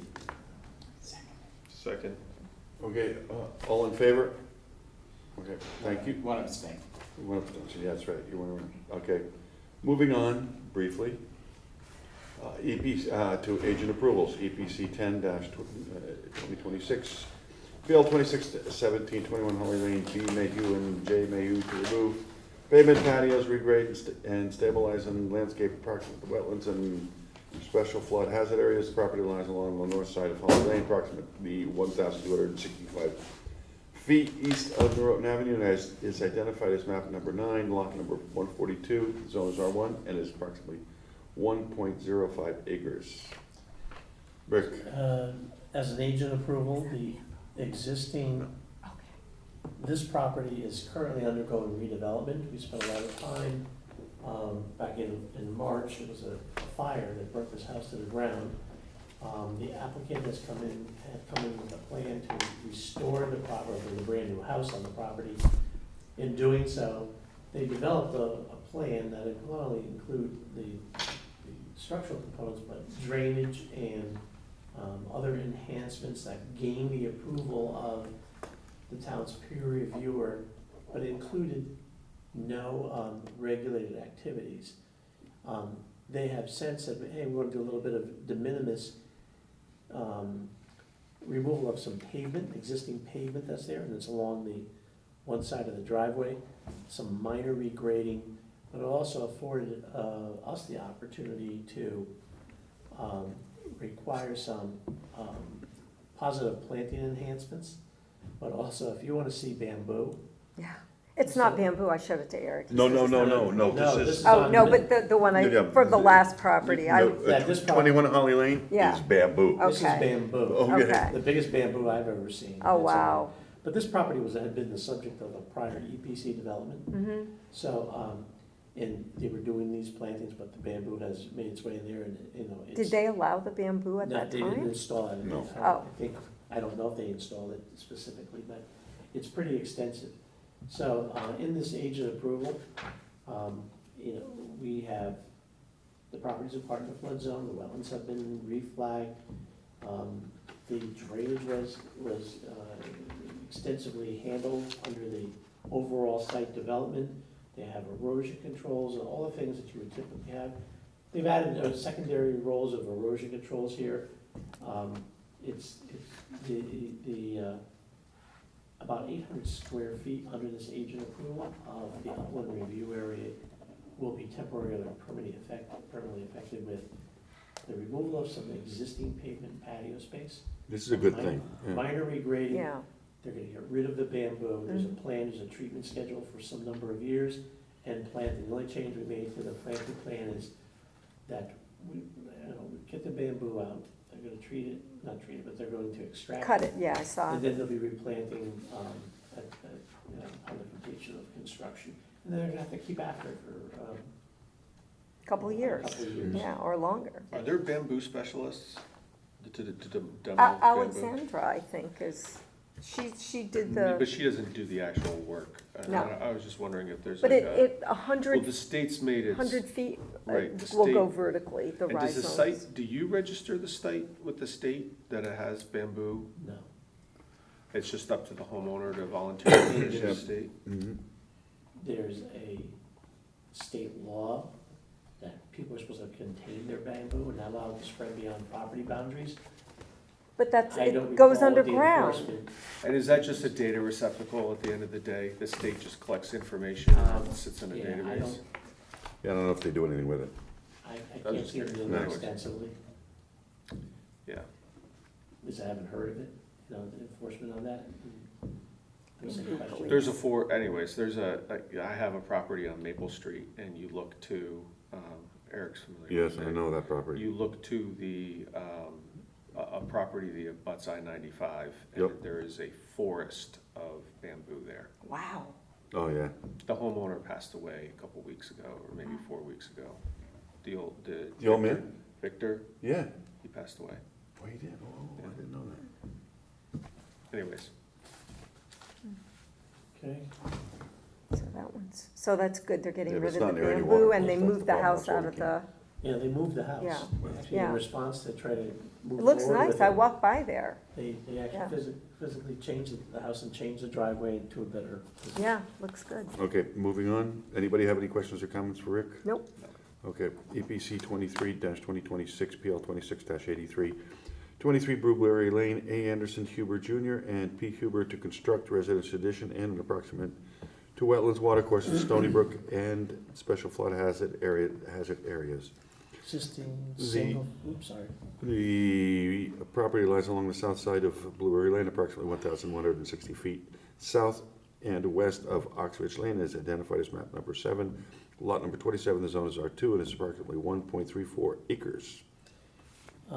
Existing single-family dwelling, that has a driveway, shed, and small pedestrian bridge, other related features, served by a septic and a septic system and well. Property characterized by gently sloping developed lands, inland wetlands, a reach of Stony Brook, again, special flood hazards, numerous large trees.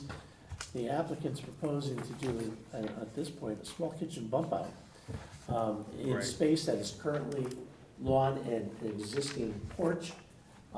It is, the house is partially affected by the flood zone, it's an unmarked A zone.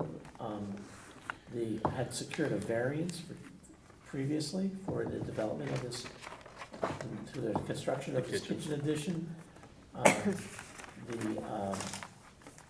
It will be confined, we're like 96 feet away from the water course. yeah. And we are substantially distant from any, 69 feet to any wetlands. No substantials in grade change, no substantial changes to grade, no significantly sized trees lost, no direct encroachments of wetlands and water courses, about 30 square feet of the upland review area, very de minimis increases in site development and imperviousness, therefore no drainage impacts are anticipated. We've gathered the numbers for substantial improvement, because the house, it's less than a substantial improvement, and that's in combination with some minor improvements they did last year. To their credit, they have come up with a planting plan, a mitigation plan for the edge of Stony Brook, which, in this instance, warranted some improvement, removal of some accumulated brush and debris and wood piles, doing some cleaning out of the channel from an overgrowth of vegetation. There was a lot to clean out there. Yeah, and then they are doing in select areas the placement of some shrubs and other true native plantings. So it's a positive here. They've also, I installed all the standard policy notes that we Great. like the same. Very good. Any questions or comments for it? No? Thank you. EPC 24-2026, PL 26-85, 35 Fairview Avenue, J. Getier, to construct a residential addition proximate to the wetlands. The property lies along the north side of Fairview Avenue, approximately 250 feet west of Academy Street, and is identified as map number 16, lot number 42. The zone is R1/3 and is approximately 0.41 acres.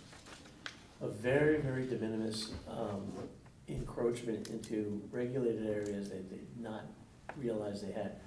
When they came with their initial building permit, wetlands that came right to the property boundary, they reviewed their property for wetlands and found that a segment of their property was in fact identified as inland wetlands. Very unusual. It's at, the majority of the wetlands is at a much higher elevation of their property as well. But they have developed, they've applied for the permit application because the de minimis residential addition they're proposing, albeit it's two stories, and it's in space that's currently lawn or currently patio.